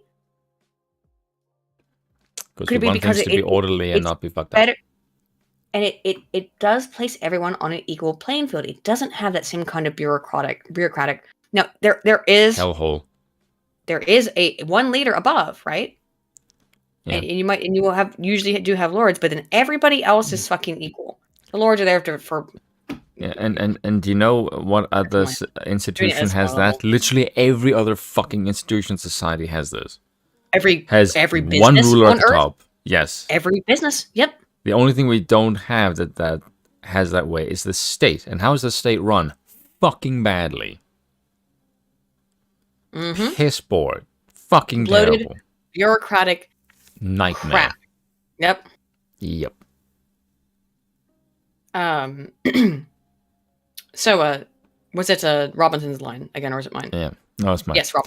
And so Musk obviously has his cult, but there's something that you discuss in the book that seems to be a part of the source that appeal of these ideas. Anti-Semitism is often called the socialism of fools. I've never heard that, by the way. Because it uses some, yet the opposition of capitalists and bankers, yet it misplaces the villain. Yarvin's diagnosis of society, the things that he points out, is that he's trying to rectify, is actually matches about 30% of the things that I hear Noam Chomsky say about dysfunction of liberalism, that he gives a certain truth to somebody says in terms of his diagnosis, even though his prescription is fascism. His prescription's not fascism. And the fact that this guy can understand that he's reading things in Chomsky that sound very reminiscent of Yarvin, but you don't like Yarvin because of political reasons, but you can recognize. I mean, I don't know. It's because they're typical Americans. They think a single ruler is fascism. It's like, no, it's not. You have no idea what that word means. Stop using that word. Was Stalin fascist? I don't think it means what you think it means. So I looked at the anti-Semitism is a socialism of fools. It's a statement opposing the idea that purported Jewish wealth and power is a source of social injustice, according to British historian Richard Evans. Hey, Rich Evans! Oh my God. It was probably coined by Austrian Social Democrat Ferdinand Kronewetter, but is more commonly attributed to this the German Social Democrat August Bebel and sometimes to Karl Marx. Leo Strauss argued that Soviet leader Joseph Stalin deliberately imported Nazi ideas about the Jews, considering that, quote, socialism of fools was a good thing because fools are common. Sorry. So first of all, the Soviets did engage in mass killing of Jews. But it's not anti-Semitism when Stalin does it though, I'm guessing, right? Ardent Party for $2 says broke AF, but I show your chat. So seems fair. Thank you so much, man. Thank you so much. Don't have to worry about that kind of stuff, man. But thank you. So that's curious. Anyhow, my dear friend Jack Graham, who co-wrote one of the chapters of Neo-Reaction of Basilisk. By the way, there's no colon in the book's title. It's Neo-Reaction of Basilisk. It's not Neo-Reaction, a Basilisk. It's Neo-Reaction of Basilisk. You can't even title your book properly. With me, gave me a phrase that I happily stole with the book. where he says that Yarvin is a failed Marxist in the same way Jupiter is a failed star. Yarvin starts down this analysis, and if you follow it reasonably rigorously, you get to a fairly accurate and useful diagnosis of everything that is wrong with the world. And then somewhere on the way, before he gets to any of the actual good points, he makes just an apocalyptic wrong turn and concludes that Steve Jobs should become king of California. Spoon. Sorry, You and I have both read Moldbug. Moldbug's catalog. Yes. Have you ever gotten a notion that he's a failed Marxist? No, I find it funny that he's also a failed Marxist, but he's a fascist and not a communist. But okay. He's a failed Marxist, and that's why he became he's a failed Marxist, yeah. that's why he became a fascist. Well, they think monarchy is fascism. So what? Like Hitler? Yeah. Hitler, who was a failed Marxist, but actually, just employ that into fascism. The difference is that nothing that Curtis has to say is in any way fascistic at all. It is antithetical to fascism. It is the literal antithesis to fascism. Yeah. Sorry. Continue. Let's see. So perhaps you could describe the starting point of his analysis of what is wrong with society. You could have started off this entire bullshit fucking interview by actually starting with that. Instead of just rambling for a half a fucking hour about nothing. I know. His starting point is the extremely self-evident assertion that there is an overall consensus. He reinvents the Overton window from scratch. He reinvents the idea that there is a dictated set of opinions which are acceptable and possible to discuss and take seriously. That's true, by the way. That's true. There is this political center around which nothing can orbit too far away from without freezing to death. True. Yes. The extreme fringes die because they're fringe. It's fundamentally dictated by a number of elite and powerful institutions. True. So the New York Times does a whole lot to dictate what the political center is. True. There are many other examples. The ones Yarvin is most obsessed with are basically the media, academia, and the civil service end of government. Which is all true. He views those big three institutions that are imposing a kind of absolute consensus that he says is drifting in an ever leftward liberal direction. True. It's not liberal. Stop using that fucking word liberal. It's just leftward. Say what it is, and he's right. He's correct. You just like that it's happening, and you don't want people to know it's happening, because the way that you get away with this shit is by lying to people. He points to the progress of civil rights, takes Martin Luther King Jr.'s observation about the arc of the... Stanford, I really remember this part of his writings about MLK, so don't fuck around on this. Takes MLK observations about the arc of the moral universe bending towards justice over the long run and renders it as a horror story. 'Cause it is. He's not being dismissive or disparaging towards MLK. He's saying that the outcomes, that this march of progress is a horror story. Look at where we are now, where people are taking their children to strip clubs. Actually referring to the centrist consensus as Cthulhu and saying that Cthulhu always swims left. Cthulhu does always swim left. Yeah, the sensible thing to do is probably look to the role of money in this. Money? Money. You think so the contention is he's doing this for profit? Why would he write under a pseudonym then? I think it's more the case of what money to do with the leftists, rather than Yarvin. I think they're thinking that the problem with society is money. Yeah. Oh, okay, yeah. Robinson. I was going to point out there that there's notable absence on this list, which is big business. Actually, big business can't do much without a massive state to buy off. Yeah. This is something that I've noticed that there is conspicuously absent in the leftist worldview. There's big business, yes, and you know which big business overwhelmingly donate to? The fucking Democrats, you disingenuous weasels. Hey, would you mind trading off with me on Sandifer for a bit? Because I'm wearing out my voice. Trade off with me so I can do some Robinson for a while. No way on Yarvin's list of things that are controlling the world and setting up a political center is finance. That sounds very anti-Jewish. Whereas in reality... Yeah. That's a little anti-Semitic, Sandifer. Finance runs out to do an awful lot, as evidenced by the fact that, for instance, if you happen to be one of the richest people in the world, you can meet your girlfriend on a website, have a bit of a failing out, and then get made fun of and decide you're going to suddenly make your own legal largest social platform in the world. They're talking about Elon, of Yes, I course. know, but this has nothing to do with government. That is literally all to do with private enterprise. Yeah, this person's unhinged. Okay. Yeah, okay, so that has nothing to do with politics in any fucking way, you No, absolute dipshit. they're a gossipy little bitch. Sandifer is. But If you read the book, but this is the thing that I don't get, because of all the stuff that Mulbuck mentioned, right, that is running problem with society, the first thing that they said that he doesn't mention is big business. What the fuck do they just mention? Big business. So they're not even mentioning something that Mulbuck's having a go at. I know. The thing that's insane, and I will say this about Sandifer, if you notice from the way that they talk, they're a cunt. Okay? Yeah. And I want to give you this something, Elizabeth. You pass in terms of your writing and style of speech. You absolutely pass as a real woman. I know that you're a 60-year-old biological man, and that's true, chat, by the way. But wow, in the way that you write and talk, Bitchy. you 100% pass as a woman. Yeah. Hats off to you, my fellow lady. You're a real bitch. Continue, sorry.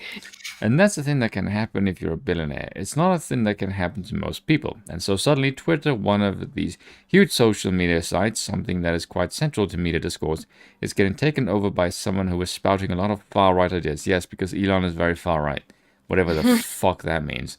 Who initially made his money working with Peter Thiel, who is the person who is bankrolling Curtis Yarvin's bullshit, who is very clearly influenced by this orbit. Okay? I know that the Wall Street Journal reported that Thiel was advising Musk on his Twitter takeover, and suddenly they own this massive media platform. So fucking what? And the only reason that's happening is money. Okay?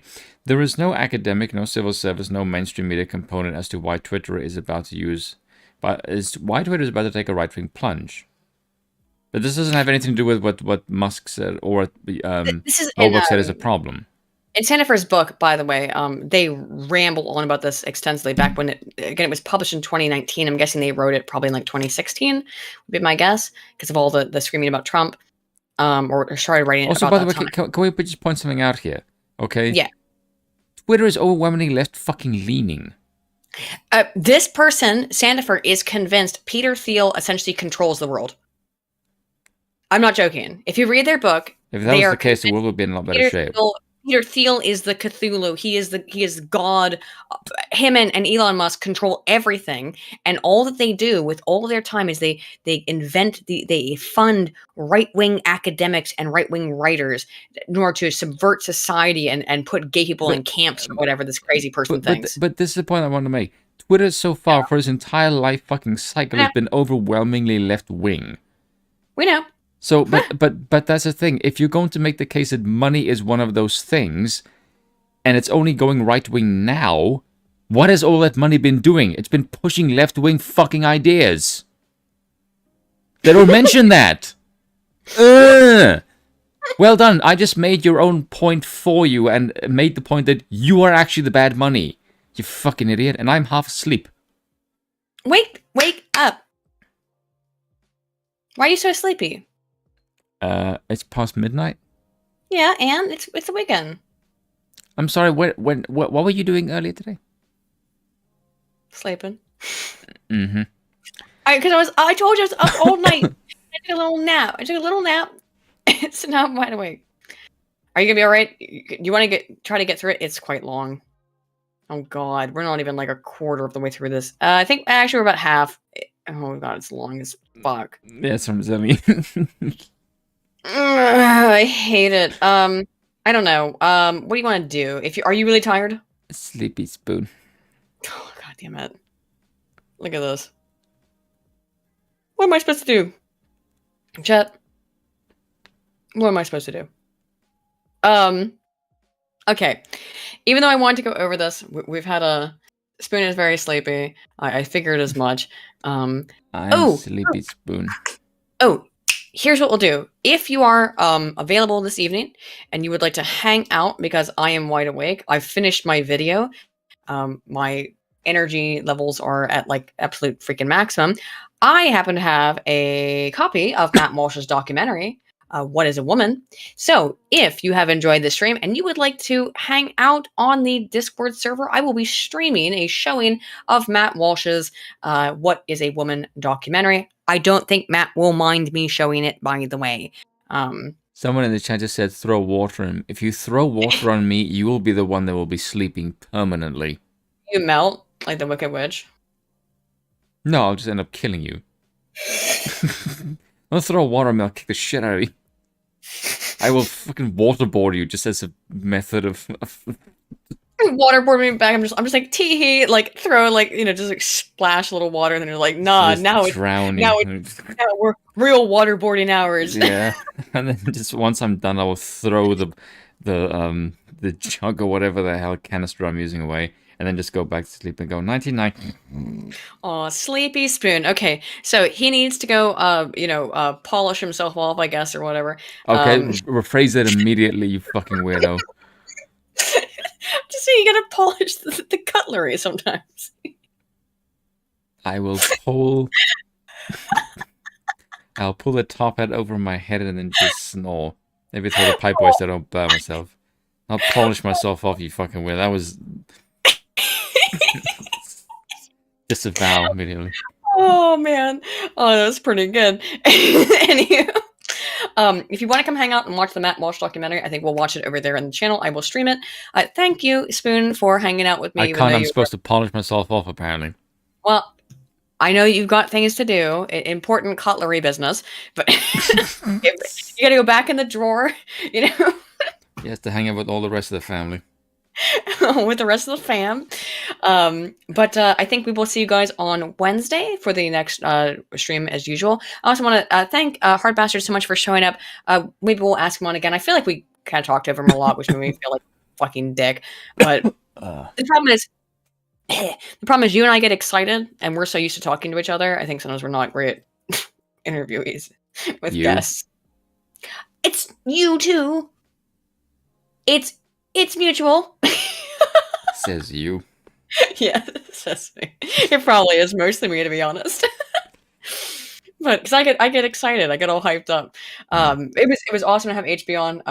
I think we all had a good time.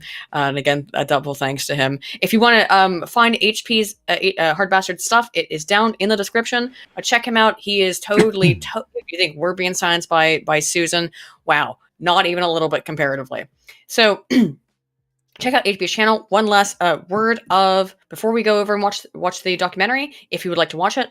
One last thing. I will have a new video coming out, I think on Monday. I have to wait to hear back from my sponsor. But I did watch it last night through with everybody to fix a couple issues with it. It's one of my, in my opinion, pretty good. It's on the Johnny Depp situation, on the psychology and the greater societal issues. So wait for that either Monday or Tuesday. Anywho, and either way, do a video on Monarchy.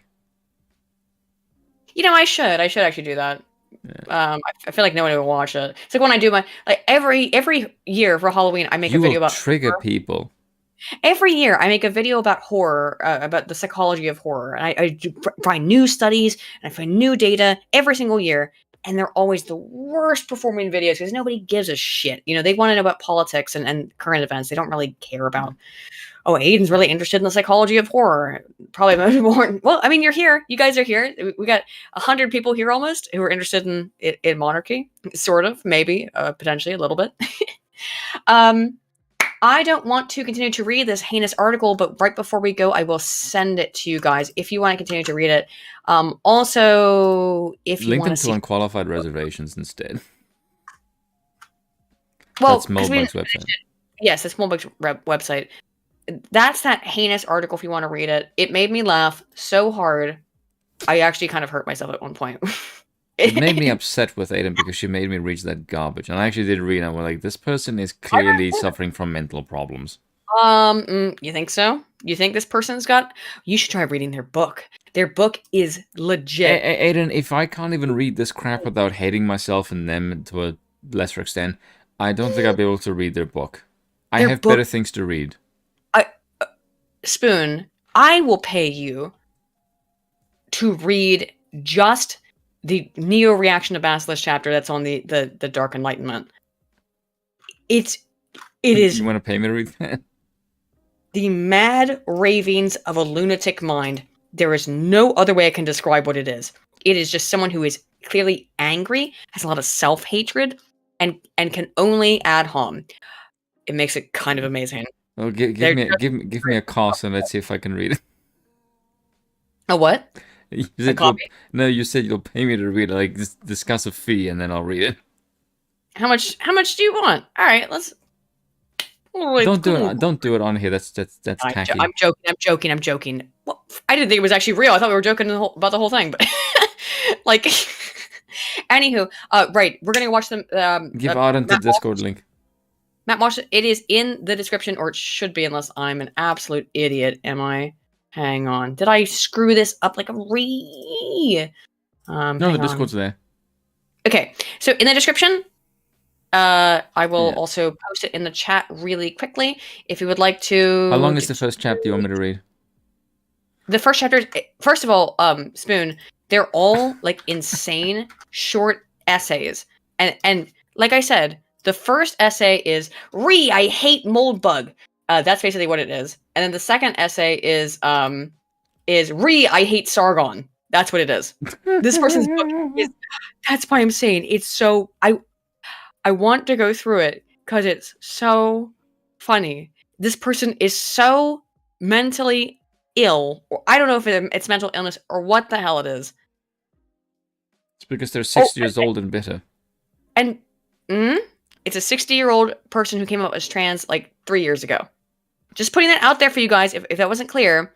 This is a 60-year-old biological male who came out as trans 3 years ago when they were like 57. 57. That should tell you how bad your life is, that you would hop on a trend at 57 like that. That's clearly not a person. Mentally going on. That's not. Yeah, no, I think they're mentally unwell. You don't need to click on anything, Arden. It's just a link to open invite to the server. Anywho, with that being said, thank you guys so much for watching again, and thank you, Spoon. We will see you on Wednesday for the regular week stream. And if you would like to come watch Matt